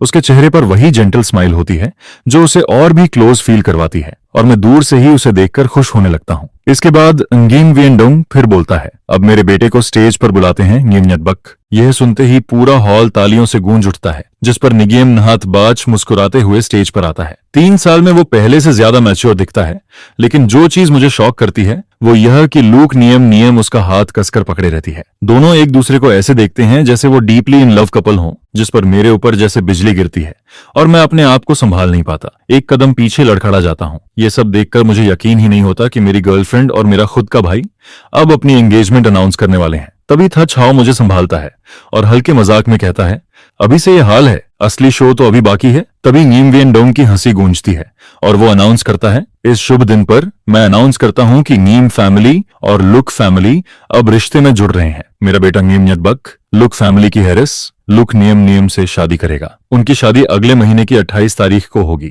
आज सिर्फ थाना निगरीम ग्रुप और लुक ग्रुप के 3 साल के मर्जर का सेलिब्रेशन नहीं है, बल्कि निगरीम का बर्थडे भी है और साथ ही उनकी एंगेजमेंट पार्टी भी है। एंगेजमेंट पार्टी, ये 3 शब्द मेरे लिए जोरदार झटका बन जाते हैं, जिस पर मेरा दिमाग सुन्न होने लगता है और दिल में एक अजीब सा दर्द उठता है। 8 साल से जिसे मैं प्यार करता था, वो अब मेरे ही भाई से एंगेजमेंट करने जा रही है, जिस पर मुझे समझ नहीं आता कि ये सब कैसे पॉसिबल है। लेकिन तभी नीम वियन डोंग आगे बोलता है, इस खुशी के मौके पर मुझे एक दुखद खबर भी देनी है। मेरा बड़ा बेटा नीमथन कल जिस फ्लाइट में था वो दुर्घटनाग्रस्त हो गई है और आज से मेरा सिर्फ एक ही बेटा है, नीगेम नहातबाज। क्योंकि नीमथन अब नहीं रहा, इसलिए उसका इनहेरिटेंस राइट भी खत्म हो गया है और अब कंपनी की जिम्मेदारी नटबक और नियम संभालेंगे। यह सुनते ही पूरा हॉल शॉक में चला जाता है और सब लोग चुपचाप मेरे लिए सिंपैथी फील करते हैं, लेकिन साथ ही चोरी छुपे नीगियम नीदबाज और लूक नीम को देखते हैं, जैसे फ्यूचर रूलर्स को जज कर रहे हों। मैं ये सब सुनकर अंदर से टूट जाता हूं, जिस पर सोचता हूं कि डैड ने मेरी मौत इतनी जल्दी एक्सेप्ट कर ली जैसे मेरी कोई वैल्यू ही नहीं थी, और अगर मैं सच में मर भी जाता तो क्या वो मुझे ढूंढते भी नहीं। इसके बाद वो कैजुअली बोलता है, 3 साल पहले मैंने नीमथन को बाहर भेजा था ताकि वो फ्रेग्रेंस टेक्नोलॉजी सीखे और वापस आकर कंपनी संभाले, लेकिन किस्मत को कुछ और ही मंजूर था। खैर, आज खुशी का दिन है, उसके बारे में बात नहीं करते। सब लोग ड्रिंक उठाइए और सेलिब्रेट कीजिए। यह कहकर वो ग्लास उठाता है और पूरा हॉल भी उसके साथ चीयर्स करता है, जिस पर मेरा दिल जैसे चीयर दिया जाता है। मैं स्टेज पर खड़े उस आदमी को देखता हूं और यकीन नहीं कर पाता कि वो मेरा ही पिता है। इसके बाद लूक निम आगे आती है और सॉफ्टली बोलती है, डैड, अब आपके पास मैं और नहातबाज हैं। हम दोनों आपका ख्याल रखेंगे, आप दुखी मत होइए। फिर नीमन्यट बच भी कहता है, हाँ डैड, आपने एक बेटा खोया है लेकिन एक बेटी पाई है। सब कुछ बैलेंस हो जाता है। दोनों उसके दोनों तरफ खड़े होकर उसे सपोर्ट करते हैं, जिस पर निगिम वियन डोंग खुश होकर उनके कंधे थपथपाता है। फिर वो कहता है, आज यहाँ लाम ग्रुप और वान होई ग्रुप के लीडर्स भी आए हैं, चलो तुम दोनों को उनसे मिलवाता हूँ। और वान अन, तुम भी आ जाओ, आगे बच्चों की जिम्मेदारी तुम्हें ज्यादा संभालनी होगी। जिस पर स्टेप मदर ट्यूंग वैन आना हंसते हुए कहती है, बिल्कुल, चाहे ये मेरे रियल बच्चे ना हो, लेकिन मैं इनका पूरा ख्याल रखूंगी। यह देखकर मैं खुद को पूरी तरह आउटसाइडर फील करता हूँ, जिस पर मेरे हाथ कांपने लगते हैं और मुझे यकीन नहीं होता कि सिर्फ 3 साल में सब कुछ इतना बदल गया है। इसके बाद वो चारों हंसते हुए बाकी गेस्ट से मिलने जाते हैं और फिर खाने की टेबल की तरफ बढ़ते हैं। तभी मैं आगे बढ़कर बोलता हूँ, इतने खुश क्यों हो सब? क्या इंटरेस्टिंग हुआ है? मेरी आवाज सुनते ही उन चारों के चेहरे बदल जाते हैं और गिनयत बच शॉक होकर मुझे देखता है। भैया, आप वापस आ गए? मैं ठंडी नजर से कहता हूँ, क्यों, मुझे नहीं आना चाहिए था? वो घबरा कर कहता है, आप मरे नहीं? मैं तंज कसते हुए कहता हूँ, तुम चाहते थे कि मैं मर जाऊं? वो हड़बड़ाकर बोलता है, नहीं, ऐसा नहीं है। उसी वक्त नीम वियन डोंग भी शॉक्ड होकर कहता है, नीमथन, तुम्हारी फ्लाइट क्रैश हो गई थी, न्यूज में आया था कि कोई भी नहीं बचा। मैं ठंडी हंसी हंसता हूँ, तो आपने मुझे ढूंढने की कोशिश भी नहीं की, सीधा मेरी मौत अनाउंस कर दी? मैं अपने इमोशंस कंट्रोल नहीं कर पाता, क्योंकि मेरा खुद का पिता मेरी मौत को इतनी आसानी से एक्सेप्ट कर लेता है। तभी स्टेप मदर हंसते हुए सिचुएशन संभालने की कोशिश करती है, थान, तुम भी ना, अगर बच गए थे तो एक कॉल कर देते। हमें पता है हम चारों कितने परेशान थे, पूरी रात सो नहीं पाए। मैं उसकी तरफ देखकर कहता हूँ, सच में? मुझे तो आप सब काफी खुश दिख रहे हो, बिल्कुल भी नहीं लग रहा कि आपने नींद खोई है। फिर मैं सीधे उनकी आंखों में देखते हुए कहता हूँ, या फिर आप सब खुश थे कि अब मेरी प्रॉपर्टी इनहेरिट कर सकते हो? यह सुनते ही नीम वियन डोंग गुस्से में चिल्लाता है, गिमथन, अपनी माँ से ऐसे बात करते हैं? मुझे पता है नटबच और नीम की बात तुम्हारे लिए शौक है, लेकिन यहाँ इतने गेस्ट्स हैं, तुम्हें फैमिली की रेपुटेशन का ध्यान रखना चाहिए। ये चाइल्डिश बिहेवियर बंद करो। मैं गुस्से में कहता हूँ, और मेरी रिस्पेक्ट का क्या? उसका ध्यान कौन रखेगा? फिर मैं लूक निम की तरफ देखकर कहता हूँ, मैंने तुम्हें बहुत इंपॉर्टेंस दी,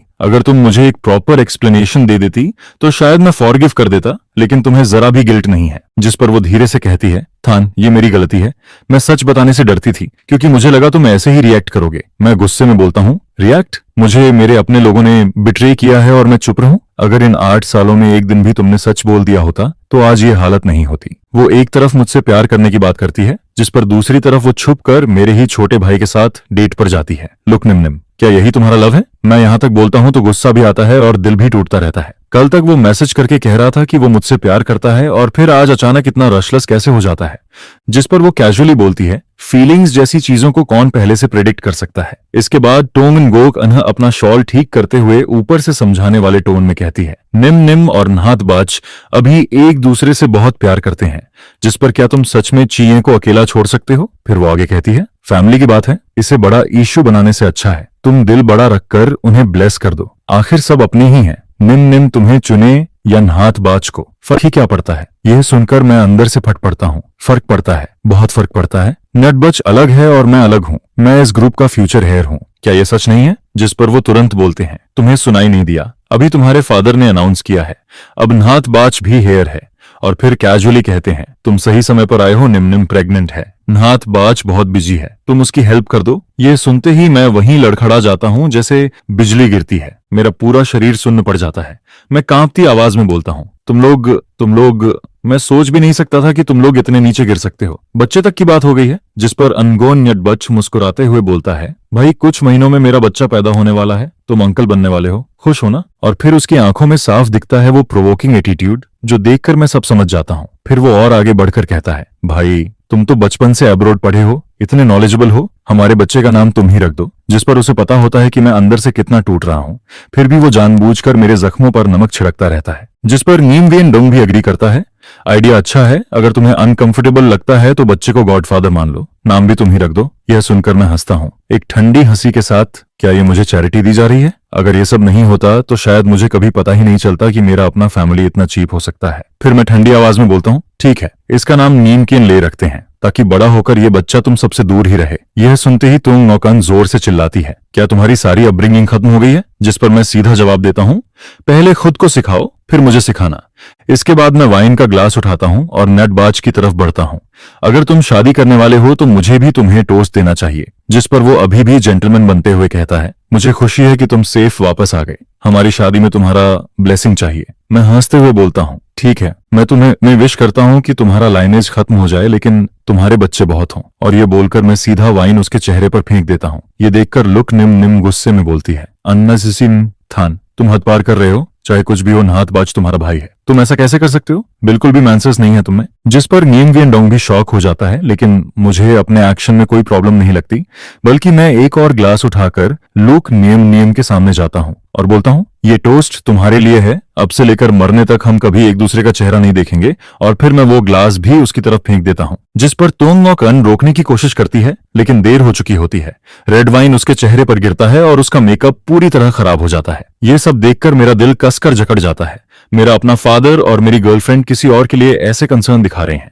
क्या ये वही लोग हैं जिन्हें मैं फैमिली मानता था? फिर मैं ग्लास जमीन पर फेंक देता हूं और गुस्से से नीगिम वियन डोंग की तरफ देखते हुए कहता हूं, हमारा रिलेशन भी इसी ग्लास की तरह है, जो एक बार टूट गया तो फिर कभी जुड़ नहीं सकता। आज से हमारा रिश्ता खत्म है, तुम अपनी राह चलो, मैं अपनी राह चलता हूं। इसके बाद मैं ऐसे निकलता हूं जैसे एक घायल अकेला वुल्फ। बाहर कब से तूफान चल रहा होता है और मैं सीधे उस बारिश में चला जाता हूं जो मुझे अंदर तक ठंडा कर देती है, जैसे रियलिटी मुझे झकझोर रही हो। मैं जोर जोर से हंसता हूं, एक दर्द भरी हंसी। मुझे अपनी ही एग्जिस्टेंस एक जोक लगती है। मैं हंसता भी हूं, रोता भी हूं। बारिश लगातार मुझे भिगोती रहती है और मैं उस दर्द से निकल नहीं पाता। इसी बीच कई गाड़ियां हॉर्न बजाती हैं। लोग चिल्लाते हैं, पागल है क्या, हट यहां से, गाड़ी गंदी मत कर, रास्ते से हट। जिस पर मैं और जोर से हंसने लगता हूं, जैसे पूरी तरह क्रेजी हो गया हूं। अचानक एक ब्लैक कार तेजी से मेरी तरफ आती है। मैं उसे पहचान लेता हूं, यह तो लूक निम की कार है। जिस पर मैं वहीं खड़ा रह जाता हूं। मन में सोचता हूं, क्या वो मुझे मनाने आई है? क्या उसे अपनी गलती का एहसास हो गया है? मैं सोचता रहता हूं, क्या मुझे उसे माफ करना चाहिए? 8 साल का ये रिश्ता, मेरी पूरी यूथ उससे जुड़ी हुई है। मैं उस मेमोरी को निकाल ही नहीं पाता। और फिर अगले ही पल वो कार सीधा मुझसे टकरा जाती है। मेरा दिमाग खाली हो जाता है तो वो मुझे मारना चाहता है। मेरी आंखें चौड़ी हो जाती हैं, मुझे यकीन नहीं होता। सिर्फ 100 युआन की वाइन के लिए वो खुद गाड़ी चलाकर मुझे मारने आता है। मैं हंसता हूं, लेकिन वो हंसी और भी दर्दनाक हो जाती है। मेरा शरीर जमीन पर गिर जाता है और मेरी कॉन्शियसनेस चली जाती है। बारिश लगातार मुझ पर गिरती रहती है, जमीन पर खून फैलता जाता है। तभी एक घबराई हुई आवाज आती है, मिस, किसी को टक्कर लग गई है, कार कंट्रोल नहीं हुई। बारिश में दिखा नहीं। जिस पर पीछे बैठी वुमन बिना पलक झपकाए ठंडे टोन में कहती है, हैंडल इट। लेकिन तभी ड्राइवर ध्यान से देखता है और कहता है, मिस, ये तो आपके हस्बैंड लगते हैं। जिस पर पीछे बैठी कॉक इन हुआन तुरंत रिएक्ट करती है। दरवाजा खोलकर तेजी से बाहर आती है। वो बिना रुके उसके पास जाती है, झुककर उसे उठाने की कोशिश करती है। सर्वेंट कहती है, मिस, अपना ख्याल रखिए। जिस पर वो तुरंत बोलती है, लिंची, डॉक्टर को घर बुलाओ। वो उसे कसकर पकड़ती है। इतनी भारी बारिश में वो क्या कर रहा था? उसके सिर के पीछे से खून निकलकर बारिश में मिल रहा होता है, जो उसके कपड़ों को भी लाल कर देता है। फिर वो जल्दी करने को कहती है, जिस पर ड्राइवर स्पीड बढ़ाता है। आखिरकार कार शांग विला एरिया पहुंचती है, जो ईस्ट सिटी का सबसे एक्सपेंसिव प्लेस माना जाता है और यही को किन्हुआन का घर होता है। जिसके बाद वो जल्दी जल्दी अंदर जाती है और डॉक्टर्स की टीम भी उसके पीछे पीछे आती रहती है। लेकिन जैसे ही वो रूम में पहुंचती है, सर्वेंट्स शॉक होकर कहते हैं, मिस जो हमेशा साफ सुथरी रहती है, आज वो एक पूरी तरह भीगे हुए आदमी को अपने बेड पर लिटा रही है। और वो भी एक आदमी होता है, जिस पर डॉक्टर्स और नर्सेज एक दूसरे को कंफ्यूज होकर देखते रहते हैं। फिर वो पूछते हैं, मिस क्या हमें इस पेशेंट के वुंड्स बैंडेज नहीं करने हैं? जिस पर वो तुरंत गुस्से में बोलती है, सब बाहर जाओ, अभी के अभी बाहर जाओ। यह सुनकर सब लोग हैरान रह जाते हैं कि मिस आखिर करना क्या चाहती है। तभी एक सर्वेंट पानी का बेसिन लेकर अंदर आता है और जैसे ही सब बाहर जाते हैं, वो खुद मेरे भीगे हुए शर्ट को उतारने लगती है और मेरे बॉडी को बार बार टॉवेल से साफ करने लगती है। जिस पर बाहर खड़े लोग आवाज सुनकर अंदर झांकते हैं और देखते हैं कि फो थान हुआन खुद मेरे बॉडी को वाइप कर रही है। फिर तुरंत कहती है, जल्दी से ट्रीटमेंट शुरू करो। जिस पर साइड में खड़ी सर्वेंट एक्साइटेड होकर देखती रहती है, जैसे वो मुझे ऊपर से नीचे तक ऑब्जर्व कर चुकी होती है और बोलती है, ये काम नर्स को दे देते तो भी हो जाता, या मुझे ही दे देते, मैं इसको खुद करने की क्या जरूरत है? तभी मैं अचानक डॉक्टर का कोट पकड़ लेता हूँ और दर्द में बड़बड़ाता हूँ, मत जाओ। जिस पर डॉक्टर झांग घबरा जाता है और जल्दी जल्दी मेडिसिन लगाता है, जिससे दर्द और बढ़ जाता है और मैं ठंडी सांस खींचता हूँ। यह देखकर फो थान हुआन उसे धक्का देकर हटाती है और कहती है, इतनी सी चीज भी ठीक से नहीं कर सकते। फिर वो खुद मेरे वंड पर दवा लगाती है, जिस पर मैं दर्द में पूछता हूँ, मेरे साथ ऐसा क्यों कर रही हो, क्यों? इसके बाद वो तुरंत आदेश देती है, पता लगाओ हन के साथ क्या हुआ है। जिस पर सर्वेंट जवाब देता है, जी मिस, अभी पता करता हूँ। फिर वो एक और ऑर्डर देती है, घर के सारे सर्वेंट्स बदलकर मेल कर दो, क्योंकि अब तक वो किसी भी आदमी के करीब नहीं रहती थी, इसलिए सारे सर्वेंट्स फीमेल थे और इसी वजह से उसे खुद मुझे वाइप करना पड़ा था। कुछ देर बाद मैं होश में आता हूँ। सर्वेंट मुझसे कहता है, सर आप जाग गए, मैं आपकी देखभाल के लिए असाइंड हूँ। मैं इधर उधर देखते हुए पूछता हूँ, ये जगह कहाँ है? जिस पर वो जवाब देता है, ये शियान विला एरिया है, ईस्ट साइड का सबसे एक्सपेंसिव प्लेस, और यही मिस का घर है। मैं हैरान होकर पूछता हूँ, मैं यहाँ कैसे आया? जिस पर वो बताता है, एक्सीडेंट हुआ था, मिस की कार से टक्कर लगी थी, क्या आपको याद नहीं? मैं याद करने की कोशिश करता हूँ। तभी सिर के पीछे दर्द उठता है और वो बताता है, गिरते वक्त आपको चोट लगी थी, ज्यादा डीप नहीं है, मिस ने खुद बैंडेज किया है। फिर मुझे धीरे धीरे सब याद आने लगता है और मैं उठने की कोशिश करता हूँ, लेकिन सर्वेंट मुझे रोक देता है और कहता है, क्या आपको हमारी मिस याद नहीं? मैं सिर हिलाकर कहता हूँ, नहीं, एक्सीडेंट के बाद मुझे कुछ भी याद नहीं, जिसने मुझे बचाया उसे मैं देख भी नहीं पाया। फिर मैं पूछता हूँ, तुम्हारी मिस कहाँ है? जिस पर वो कहता है, वो बाथ लेने गई हैं, आपको बचाने के चक्कर में वो खुद भीग गई थी। मैं अपने ऊपर बाथरोब देखकर हैरान होता हूँ और पूछता हूँ, ये कपड़े कब बदले गए? जिस पर सर्वेंट बताता है, आपको कोल्ड न हो इसलिए हमने चेंज करवाया। मैं थोड़ा हेजिटेट होकर पूछता हूँ, ये कपड़े किसने पहनाए मुझे, क्या तुमने? जिस पर वो कैजुअली बोलता है, और कुछ चाहिए क्या सर? मैं ऑकवर्ड होकर मना कर देता हूँ। फिर पूछता हूँ, मेरे कपड़े कहाँ हैं? जिस पर कहता है, वॉश करके ड्रायर में रखे हैं, अभी लेकर आता हूँ, और वो बाहर चला जाता है। इसके बाद मैं आसपास का रूम देखता हूँ, सब कुछ लग्जरी से भरा होता है, फर्नीचर से लेकर सर्वेंट्स के मैंसर्स तक सब कुछ हाई क्लास फील देता है, जिससे साफ समझ आता है कि इस घर की ओनर कोई बहुत पावरफुल बैकग्राउंड से है। लेकिन तभी मेरे अंदर दर्द उठता है। 8 साल का वो रिलेशनशिप जो मेरे दिल में एक पेड़ की तरह ग्रो हो चुका था, अब जड़ से उखड़ गया है और उसका दर्द मुझे अंदर तक तोड़ता रहता है। तभी सर्वेंट वापस आता है और कहता है, सर आपके कपड़े अभी थोड़े गीले हैं, क्या आप अभी पहनेंगे? मैं धीरे से हाँ कहता हूँ और उसे जाने को बोल देता हूँ।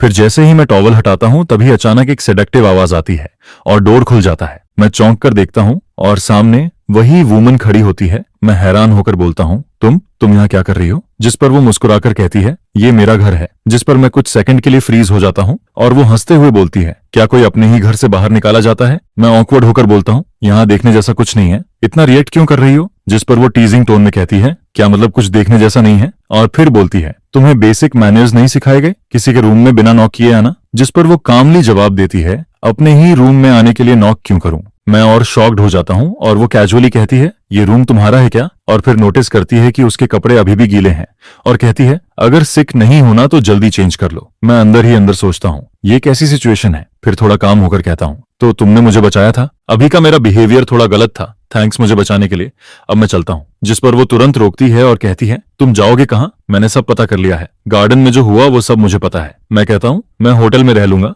जिस पर वो कहती है, इतनी रात में अगर तुम मेरे घर से अकेले निकलोगे, लोग क्या सोचेंगे? मेरी रेपुटेशन खराब होगी। मैं मन ही मन सोचता हूँ, जब मेरे पीछे गैंग्स पड़े हैं तो रेपुटेशन की क्या बात है, लेकिन उसके टोन से लगता है कि वो जेन्युइनली मेरी हेल्प करना चाहती है। फिर वो कहती है, तुमने भी मेरी जान बचाई थी, इसे रीपेमेंट समझ लो, जब तक तुम्हें रहने की जगह नहीं मिलती यहीं रहो। और जाते जाते वो कैजुअली बोलती है, मुझे स्किनी मंकीज में इंटरेस्ट नहीं है। जिस पर मैं अंदर से इरिटेट हो जाता हूँ, ये मुझे स्किनी मंकी बोल रही है? फिर वो पूछती है, अब दर्द है क्या? अगर नहीं तो रेस्ट करो, मैं डिनर चेक करके आती हूँ और वो बाहर चली जाती है। मैं उसके लिए नए कपड़े देखता हूँ। साइज और स्टाइल देखकर लगता है जैसे खास मेरे लिए खरीदे गए हों, लेकिन फिर सोचता हूँ शायद यहाँ अक्सर गर्ल्स आती होंगी इसलिए हर साइज अवेलेबल होगा। मैं बाथरूम में जाता हूँ, मिरर में अपना पैल फेस देखता हूँ और सोचता हूँ मेरी ये हालत देखकर कौन मुझे पसंद करेगा। इतने सालों में उसका बदल जाना नॉर्मल ही है। लुक निम निम के बारे में सोचते ही मेरा दिल फिर दर्द से भर जाता है।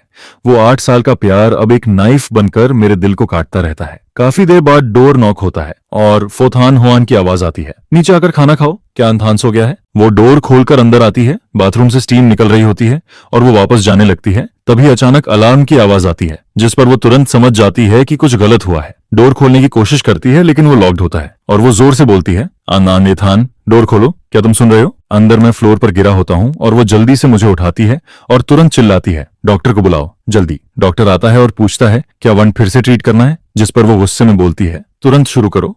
और फिर मुझे देखकर कहती है, बेवकूफ आदमी, नहाते नहाते भी बेहोश हो जाता है। मैं बस एक पल के लिए ध्यान हटाता हूँ और तुम पूरी तरह केयरलेस हो जाते हो। जिस पर डॉक्टर कहता है, मिस वुंड इन्फेक्टेड हो गया है इसलिए हाई फीवर आ रहा है। जिस पर वो तुरंत सीरियस होकर बोलती है, चाहे जो भी करना पड़े इसका फीवर कम होना चाहिए, इसे कुछ भी नहीं होना चाहिए, समझे। पता नहीं कितना वक्त बीतता है, फिर मैं धीरे धीरे आंखें खोलता हूँ। सब कुछ भारी लगता है, जैसे सांस लेना भी मुश्किल हो रहा है। जिस पर वो तुरंत पास आकर पूछती है, तुम जाग गए, कहीं डिस्कम्फर्ट तो नहीं है। मैं पहले सिर हिलाता हूँ, फिर मना करता हूँ, फिर अचानक अपना सिर जोर से हिलाकर सामने खड़ी वूमन को देखने की कोशिश करता हूँ और खुद को उठाने लगता हूँ। वो पूछती है, सिर अभी भी दर्द कर रहा है। मैं हल्का सा सिर हिलाता हूँ और फिर उसके कपड़े खोलने की हलचल देखकर कंफ्यूज्ड हो जाता हूँ। वो पूछती है, क्या हुआ, बहुत अनकंफर्टेबल फील हो रहा है क्या, डॉक्टर झांग को बुलाऊं। लेकिन मैं बड़बड़ाता रहता हूँ।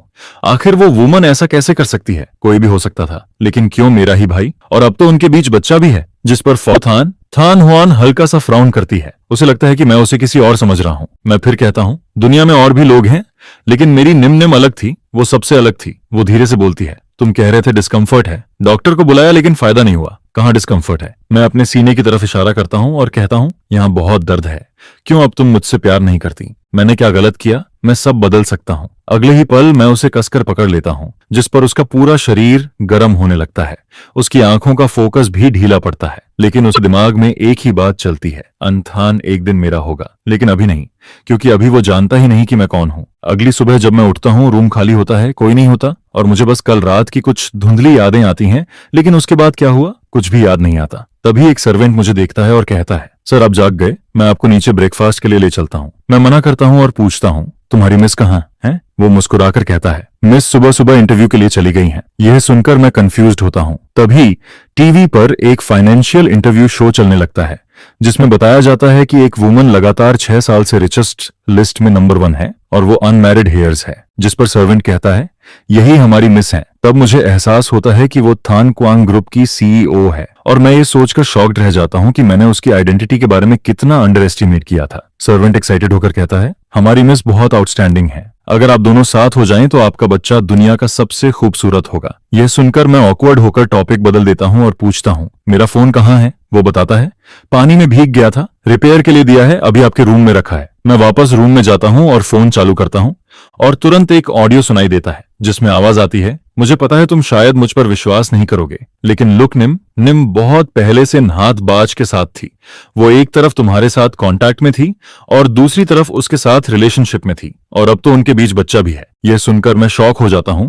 फिर दूसरी आवाज कहती है, क्या उसने ऐसा किया। फिर पहली आवाज बोलती है, मुझे भी कल ही पता चला, उसके बर्थडे पर वो मेरे भाई से एंगेजमेंट कर रही थी और उसी दिन मुझे पता चला कि कंपनी मर्जर को 3 साल हो चुके हैं। दूसरी आवाज हैरानी से पूछती है, क्या 3 साल से, तुम्हें अभी पता चला। जिस पर वो खुद को कोसते हुए कहता है, क्या मैं इतना बेवकूफ हूँ, मेरी ऑन प्रॉपर्टी में भी चेंजेस हो गए हैं, अब नहात बाज चेयरमैन बन गया है। दूसरा कहता है, ये कैसे हो सकता है, विल में तो उनका नाम नहीं था, साफ है कि उन्होंने प्लान बनाकर सब कंट्रोल किया है। फिर वो गुस्से में कहता है, मैं वापस आकर तुम्हारे लिए जस्टिस लूंगा। जिस पर मैं जल्दी से रोकता हूँ, नहीं, सिचुएशन ऑलरेडी बहुत मेसी है। मैं कहता हूँ, इनहेरिटेंस के लिए 2 कंडीशंस हैं, जो पहले पूरी करेगा वही सक्सेसर बनेगा। दूसरा पूछता है, कौन सी कंडीशंस। मैं बताता हूँ, पहली कंडीशन है QV13 परफ्यूम को पहचानना और रिक्रिएट करना, जो मेरे ग्रैंडफादर की लास्ट क्रिएशन थी। वो पूछता है, QV13 क्या है। मैं समझाता हूँ, ये एक परफ्यूम है जो उन्होंने मरने से पहले बनाया था, लेकिन अभी तक लॉन्च नहीं हुआ और 3 साल पहले फादर मुझे अब्रॉड भेजते हैं इस स्किल को सीखने के लिए। दूसरा कहता है, तुम्हारे फादर इतने कनिंग हैं, वो तुम्हें आसानी से इनहेरिट करने देंगे ऐसा लगता है। मैं धीरे से कहता हूँ, पहले मुझे भी ऐसा लगता था, लेकिन 3 साल बाद वापस आया तो सब कुछ बदल चुका था। वो पूछता है, क्या तुमने QV13 बना लिया? मैं सिर हिलाता हूँ, नहीं, ये बहुत कॉम्प्लेक्स है। मैं बचपन से सेंस पहचान सकता हूँ, लेकिन इसमें सिर्फ 1 से 2 कंपोनेंट्स ही पहचान पाया हूँ, और इसका टाइमिंग भी बहुत प्रिसिज है।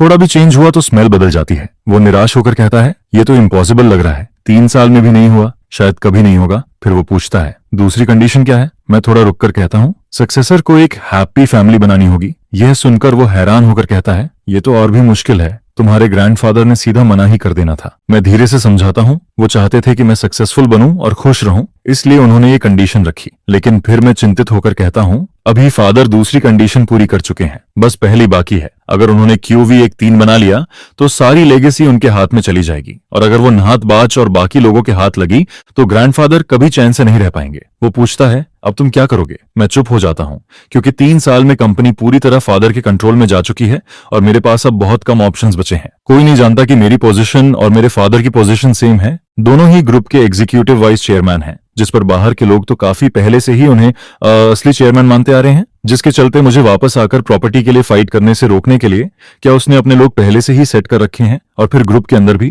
क्या मैं उस वाइस चेयरमैन की चेयर पर टिक भी पाऊंगा? यह सोचकर ही मुझे नीचे गिरा दिया जाता है, जिस पर मैं सोचता हूं कि डीट्रुक का क्या? तुम उसे उन लोगों के सामने लेकर जाओगे तो क्या फायदा होगा? और फिर डीट्रुक को घर पर ही छोड़ा हुआ है। 3 साल पहले जब मैं बाहर गया था तब भी उसे साथ नहीं ले गया, तो अब वापस आकर कैसे लाऊंगा? जिस पर वो कहता है कि ऑब्वियसली तुम्हें जाकर उसे लाना ही होगा, क्योंकि तुम्हारे हिसाब से थान नहान ग्रुप तुम्हारे ग्रैंडफादर की पूरी लाइफ की मेहनत है, जिसे तुम्हें हर हाल में वापस लेना होगा, वरना अगर यह आउटसाइडर्स के हाथ लग गया तो तुम्हारे ग्रैंडफादर कभी चैन से नहीं रह पाएंगे। यह सुनकर मैं सोचता हूं कि यह सब तो पहले से ही मेरा था, फिर मैं इसे किसी और के हाथ कैसे दे सकता हूं? अगर पहले की बात होती तो मैं बिना कुछ सोचे पूरी इनहेरिटेंस अपने फादर को दे देता, लेकिन अब सब कुछ बदल चुका है, क्योंकि अब वो पहले जैसे अच्छे फादर नहीं रहे जो मुझे पहले की तरह केयर करते थे। या शायद सच ये है कि वो कभी अच्छे थे ही नहीं, बस मैं ही अब तक समझ नहीं पाया था। इसके बाद मैं खुद से कहता हूं कि बड़ी मुश्किल से एक बार घर लौटा हूं, और मैं बिल्कुल भी नहीं चाहता कि कोई मेरी कमजोरी देखे। जिस पर एक सर्वेंट पूछता है, यान सर आप कहीं जा रहे हैं क्या? और फिर कहता है कि मिस ने ऑलरेडी कहा है कि जब तक आप पूरी तरह रिकवर नहीं हो जाते तब तक आपको कहीं नहीं जाना चाहिए। जिस पर मैं जवाब देता हूं कि मैं बस बाहर थोड़ी फ्रेश एयर लेने जा रहा हूं, और क्या वो मेरी फ्रीडम भी कंट्रोल करेगी? ये सुनकर वो घबराकर कहता है कि अगर आप चले गए तो मैं मिस को क्या जवाब दूंगा। जिस पर वो प्रपोज करता है कि पहले वो कॉल करके मिस को इन्फॉर्म कर दे, ताकि बाद में उसे पनिशमेंट न मिले, क्योंकि वरना उनकी लाइफ बहुत मुश्किल हो जाएगी। जिस पर मैं हंसते हुए कहता हूं कि क्या तुम्हारी मिस कोई वाइल्ड बीस्ट है जो इतनी डरावनी है? यह सुनकर वो हिचकिचाते हुए सिर हिलाता है और कहता है कि वो बीस्ट से भी ज्यादा डरावनी है। जो हम लोग देखते हैं वो बस उसका जेंटल साइड है, लेकिन अगर वो सच में गुस्सा हो जाए तो पूरा डोंग थान हिल जाता है। जिस पर मैं कहता हूं कि अगर वो इतनी ही डेंजरस है तो मैं खुद उससे बात कर लूंगा, तुम्हें टेंशन लेने की जरूरत नहीं है। और फिर मैं फोथान हुआन को कॉल करने ही वाला होता हूं कि तभी एक अननोन नंबर से कॉल आता है जो सामने फ्लैश होता है, और नॉर्मली तो मैं इसे इग्नोर कर देता, लेकिन इस बार मुझे फील होता है कि सामने वाला कौन है। शायद फोथान हुआन ही है। मैं कॉल उठाकर कहता हूं, हेलो कौन? जिस पर दूसरी तरफ से आवाज आती है, मुझे याद है। यह सुनकर मैं चौंकता हूं और कहता हूं कि तुम कैसे? जिस पर वो हंसते हुए कहती है कि लगता है तुम अभी भी मुझे याद रखते हो, फोन मिस ने तुम पर गहरी छाप छोड़ी है। फिर वो पूछती है कि तुम वापस देश आ गए और मुझे बताया भी नहीं, क्या मुझे तुम्हें रिसीव करने नहीं आना चाहिए था? जिस पर मैं सीधा कहता हूं कि मुझे तुमसे बस एक काम चाहिए, मुझसे दूर रहो जितना दूर रह सकती हो। इसके बाद मैं सोचता हूं कि जरूर हाउ ने उसे बता दिया होगा कि मैं वापस आ गया हूं, नहीं तो वो इतनी जल्दी यहाँ कैसे आ जाती। और जैसे ही मैं कॉल कट करता हूं, एक सुपर कार मेरे सामने आकर रुक जाती है, जिसमें से वो निकलकर कहती है, थन बहुत समय हो गया मिले हुए, तुम काफी वीक लग रहे हो, सब ठीक है? जिस पर मैं ठंडे लहजे में कहता हूं कि इससे तुम्हारा क्या लेना देना। फिर मैं रास्ता बदलकर जाने लगता हूं, लेकिन वो फिर भी पीछा नहीं छोड़ती, जिसे देखकर मैं सोचता हूं कि यह औरत पहले भी ऐसी ही थी। कॉलेज के टाइम से ही मेरे पीछे चिपकी रहती है, जैसे कोई च्युइंग गम हो, किसी भी तरीके से हटती नहीं। बड़ी मुश्किल से वो 3 साल के लिए बाहर गई थी, जिससे मुझे थोड़ी शांति मिली थी, लेकिन अब जैसे ही मैं वापस आया हूं वो फिर से चिपक गई है। और फिर मैं सोचता हूं कि यह कैसी लड़की है, एक तरफ मुझे प्योर्स करती है और दूसरी तरफ बाकी लड़कों को भी इग्नोर नहीं करती। इतनी केयरलेस नेचर वाली लड़की में मैं कैसे फॉल कर सकता हूं? जिस पर वो फिर से कहती है, थान तुम कहां जा रहे हो, हम साथ चलते हैं। और फिर खुद ही सोचती है कि अगर यह आदमी उसका हो जाए तो कितना अच्छा होगा। इसके बाद वो इंसिस्ट करती है कि वो मुझे ड्रॉप कर दे, जिस पर मैं उसे घूर कर देखता हूं और सोचता हूं कि इसके दिमाग में हमेशा कुछ न कुछ चाल चलता रहता है। और फिर मैं उसे टॉन्ट मारता हूं कि इतने सालों में क्या तुम किसी और आदमी को अट्रैक्ट नहीं कर पाई, या तुम्हारी चार्म कम हो गई है? इसलिए अब मेरे पास वापस आई हो। जिस पर वो कॉन्फिडेंट होकर कहती है कि उसे कभी लोनलीनेस फील नहीं होती और बाकी मर्दों से वो ऑलरेडी बोर हो चुकी है, सिर्फ मैं ही हूं जो उसे अभी भी अट्रैक्ट करता हूं। फिर वो पूछती है कि क्या मेरे दिल में अभी भी लोएन है, और ये भी कहती है कि क्या मैंने नहीं सुना कि उसने चीट किया था, और वो भी मेरे ही ब्रदर के साथ। जिस पर मैं गुस्से में कहता हूं कि इससे तुम्हारा कोई लेना देना नहीं, लेकिन वो कहती है कि मेरा हर मैटर उससे जुड़ा हुआ है। इसके बाद वो मुझे कार में बैठने के लिए कहती है, लेकिन मैं उसे हटने के लिए बोलता हूं, जिस पर वो सार्कास्टिक होकर कहती है कि पहली बार किसी ने उसे रास्ता रोकने वाला कहा है, और फिर खुद की तारीफ करते हुए कहती है कि उसकी प्रेजेंस इस रोड के लिए भी ऑनर है। जिस पर मैं इरिटेट होकर कहता हूं कि क्या वो थोड़ी सेल्फ रिस्पेक्ट रख सकती है, जिस पर वो हंसते हुए कहती है कि उसने अपनी सेल्फ रिस्पेक्ट तो उसी दिन छोड़ दी थी जब उसने मुझे चेस करना शुरू किया था। फिर वो कहती है कि मैं हमेशा से अलग रहा हूं, जो बातें कोई नहीं कहता वो मैं सीधा कह देता हूं, और उसे यही बात पसंद है। तभी एक सर्विस कार आती है और मैं ड्राइवर से थाननहम विला चलने को कहता हूं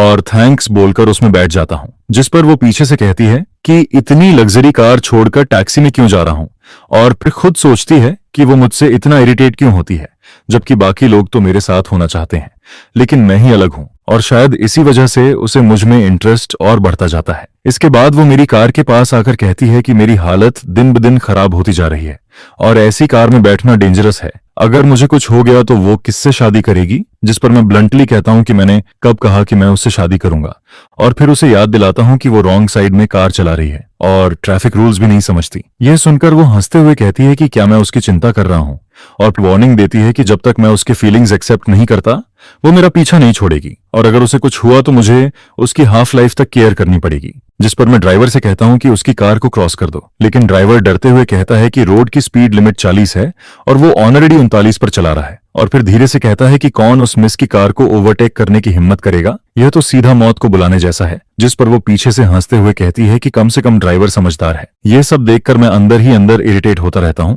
क्योंकि उसका एरोगेंट बिहेवियर मुझे बिल्कुल पसंद नहीं आता। वो अपने फैमिली बैकग्राउंड के दम पर रूल्स को इग्नोर करती है और जैसे चाहे वैसे ड्राइव करती है, जैसे पूरा रोड उसी का हो। और इसी बीच बस में बैठे कुछ यंग लोग उसे उस चमकदार सुपर कार में आगे ड्राइव करते हुए देखते रहते हैं। गाड़ी में बैठी वो औरत इतनी खूबसूरत लगती है जिसे देखकर लोग आपस में कहते हैं कि क्या वो थैक फैमिली की इल्डस्ट मिस नहीं है, और मैगजीन से भी ज्यादा सुंदर दिखती है। यह सुनकर थत चान चान हल्के से अपनी उंगली को किस करती है और फिर उनकी तरफ फ्लाइंग किस भेजती है, जिस पर बस में बैठे यंग लोग जोर जोर से चिल्लाने लगते हैं, जिस पर बाकी कार्स में बैठे लोग भी एक्साइटमेंट में बाहर निकलने लगते हैं, और फिर कोई भी अपनी गाड़ी की परवाह नहीं करता। हर कोई उसे घेरने लगता है, जिसके चलते कुछ ही देर में पूरी रोड जाम हो जाती है और साइड में केओस बढ़ता ही जाता है। हॉर्न की आवाजें लगातार गूंजती रहती हैं, लोगों की चीखें और उसकी फेक एलिगेंस वाली फ्लाइंग किस सब कुछ मिलकर सीन को और मेसी बना देते हैं। मैं भीड़ के बीच पूरी तरह फंस जाता हूं, ना आगे बढ़ पाता हूं और न पीछे हट पाता हूं। यह देखकर मेरा गुस्सा धीरे धीरे एक्सप्लोड होने लगता है,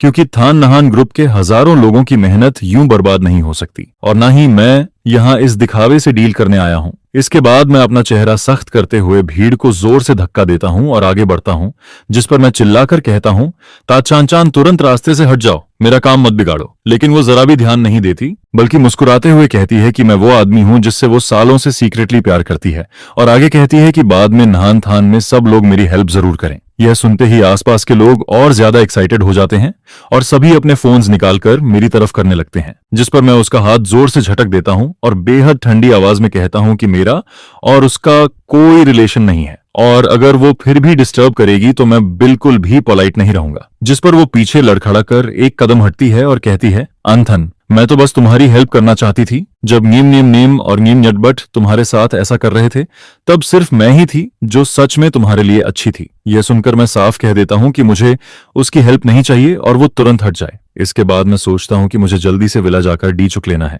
लेकिन उसे यहां और ड्रामा करने नहीं दे सकता। तभी एक तेज लाइट भीड़ को चीरते हुए सामने आकर रुकती है और धीरे धीरे एक कार मेरे सामने रुकती है, जिसे देखकर सब लोग अचानक शांत हो जाते हैं, और फिर कार का विंडो नीचे आता है, जिस पर अंदर बैठा आदमी बस 2 शब्द कहता है, बैठो। उसकी आवाज काम होती है, लेकिन उसे इग्नोर करना पॉसिबल नहीं होता, जिस पर मैं बिना हेजिटेट किए डोर खोलकर अंदर बैठ जाता हूं, और जैसे ही डोर बंद होता है, बाहर का पूरा केओस अचानक कट हो जाता है। कार के अंदर क्लीन और शांत माहौल होता है। हल्की सी खुशबू मेरे अंदर की बेचैनी को काम करने लगती है। तभी थत चान चान भागकर विंडो के पास आती है और चिल्लाकर पूछती है कि वो आदमी कौन है और किस हक से मुझे ले जा रहा है।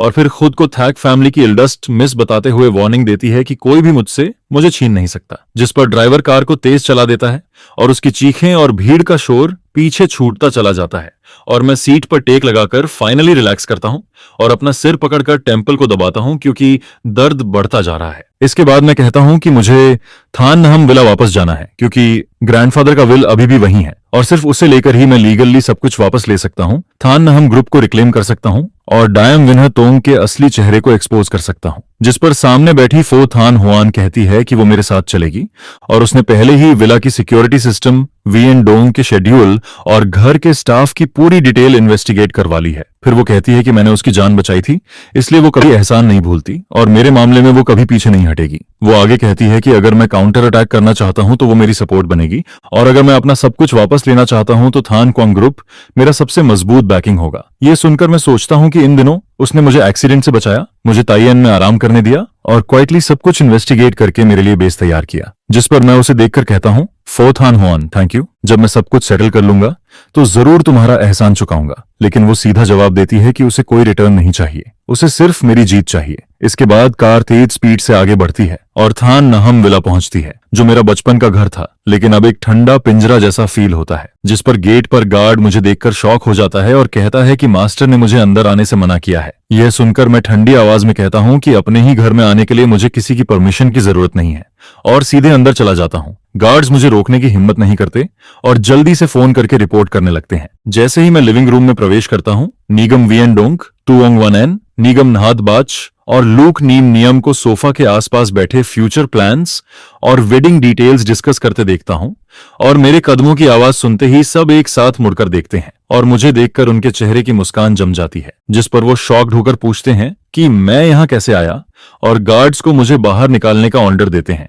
वहीं निगियम नहात बाच लूक निम को पकड़कर खड़ा रहता है और घबराया हुआ दिखता है और वो कहती है कि मेरे गायब रहने पर वो सब मेरे लिए बहुत वरीड थे। यह सुनकर मैं सार्कास्टिकली पूछता हूं कि क्या वो सच में मेरे लिए वरीड थे या इस बात से कि मैं अभी भी जिंदा हूं और उनके प्लान्स रुइन हो सकते हैं। और फिर मैं कहता हूं कि क्या उन्हें डर था कि मैं उनकी प्रॉपर्टी ग्रैब करने की प्लान और उनकी वेडिंग को रोक दूंगा। जिस पर लूक निम रोते हुए कहती है कि वो गलत थी लेकिन उनका प्यार सच्चा है और उन्होंने मुझे इसलिए नहीं बताया ताकि मैं बाहर रहकर टेंशन न लूं और मुझसे फॉरगिवनेस मांगती है। जिस पर मैं गुस्से में कहता हूं कि उसने मेरे 8 साल के रिलेशनशिप को बेट्रे किया, मेरे ही भाई के साथ अफेयर किया और प्रेग्नेंट हो गई और फिर मेरे सामने मेरी डेथ अनाउंस की। क्या वो माफी के लायक है? इसके बाद नीगियम वियन डोंग गुस्से में कहता है कि अब थाना नहम ग्रुप उसका और नहात बाज का है और मेरा उससे कोई रिलेशन नहीं है और ग्रैंडफादर का विल अब इनवैलिड हो चुका है। जिस पर मैं शांत होकर पूछता हूं, इनवैलिड? जिस पर टीयू तुरंत डॉक्यूमेंट्स निकाल कर देता है जिसमें प्रूफ होता है कि वीएन डोंग ने विल को इलीगली चेंज किया, बिलियन वर्थ एसेट्स को मिसयूज किया और आउटसाइडर्स के साथ मिलकर ओल्ड एम्प्लॉयज को सप्रेस किया और ये सब एविडेंस थान क्वांग ग्रुप के पास ऑलरेडी मौजूद है। इसके साथ ही मैं बताता हूं कि ग्रैंडफादर का परफ्यूम फॉर्मूला किल 13 मैंने सक्सेसफुली बना लिया है और मैं इनहेरिटेंस के सभी कंडीशंस पूरी करता हूं। यह कहते हुए मैं ओरिजिनल विल और प्रूफ टेबल पर फेंक देता हूं, जिस पर वीएन डोंग का चेहरा सफेद पड़ जाता है और वो सोफा पर गिर जाता है। तुओंग वान एनहा कांपने लगती है और उसकी मुस्कान गायब हो जाती है, यहां तक कि नहात बाज भी नजरें चुराने लगता है और मैं उन्हें पूरी तरह टूटता हुआ देखता हूं। इसके बाद वो जमीन पर बैठकर रोने लगते हैं। तभी बाहर से पुलिस सायरन की आवाज आने लगती है और फो थान हुआन बताती है कि उन पर प्रॉपर्टी फ्रॉड, कमर्शियल चीटिंग और डॉक्यूमेंट फॉरेजी के चार्जेस लगे हैं और पुलिस ऑलरेडी पहुंच चुकी है। जिस पर पुलिस अंदर आकर सीधे वीएन डोंग को अरेस्ट कर लेती है और पूरा सीन मेरे सामने बदलता चला जाता है। जिस पर तुम वॉनेन और निगेमडी बैच को एक एक करके ले जाया जाता है और फिर लूक निम भी उनके साथ शामिल होने की वजह से इन्वेस्टिगेशन के लिए पकड़ ली जाती है।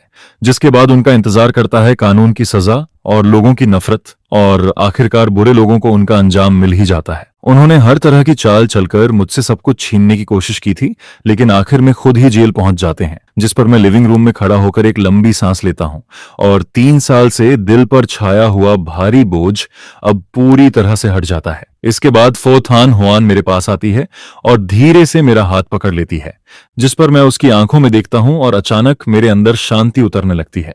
और फिर सनसेट की रोशनी विंडो से होकर उस पर पड़ती है, जो उसे इतना खूबसूरत बना देती है कि मैं अपनी नजरें हटा नहीं पाता। जिस पर मैं याद करता हूं कि कैसे एक्सीडेंट के बाद हमारी मुलाकात हुई थी, फिर बारिश में उसने मेरी जान बचाई थी, और अब इस पल तक वो हमेशा मेरे साथ खड़ी रही है। और धीरे धीरे वो मेरे दिल में गहराई तक उतर चुकी है। जिस पर मैं उससे कहता हूं, फोथान हुआन, पहले तुमने मुझे प्रोटेक्ट किया था, अब आगे मुझे तुम्हें प्रोटेक्ट करने दो। और फिर मैं कहता हूं कि थान नहम ग्रुप को मैं संभालूंगा और ग्रैंडफादर की विश पूरी करूंगा, और मेरी जिंदगी की सबसे इंपॉर्टेंट चीज अब बस उसके साथ रहना है। यह सुनकर उसकी आंखों में एक सॉफ्ट स्माइल आती है और वो हल्का सा उचक कर मेरे होंठों पर किस कर देती है। यह किस ना जल्दी में होता है और ना ही इसमें कोई डाउट होता है, बस खुशी और एक स्ट्रॉन्ग कमिटमेंट फील होता है। इसके बाद मैं ऑफिशियली थान यान ग्रुप को इनहेरिट करता हूं, बिजनेस को फिर से रिबिल्ड करता हूं और पुराने एम्प्लॉइज को वापस बुलाता हूं, जो धीरे धीरे डोंगथन के बिजनेस वर्ल्ड में एक इंस्पायरिंग स्टोरी बन जाता है। फिर मैं और फो किन्ह हुआन एक ग्रैंड वेडिंग करते हैं, जो पूरे कैपिटल में चर्चा का टॉपिक बन जाता है। और उसके बाद की मैरिड लाइफ वार्म और कंप्लीट फील होती है, जिसमें अब मैं वो इंसान नहीं रहता जिसे रिश्तों और प्यार ने बेट्रे किया था। फो किन्ह हुआन बाहर से अब भी एक पावरफुल बिजनेस फिगर रहता है, लेकिन मेरे लिए वो हमेशा जेंटल रहता है।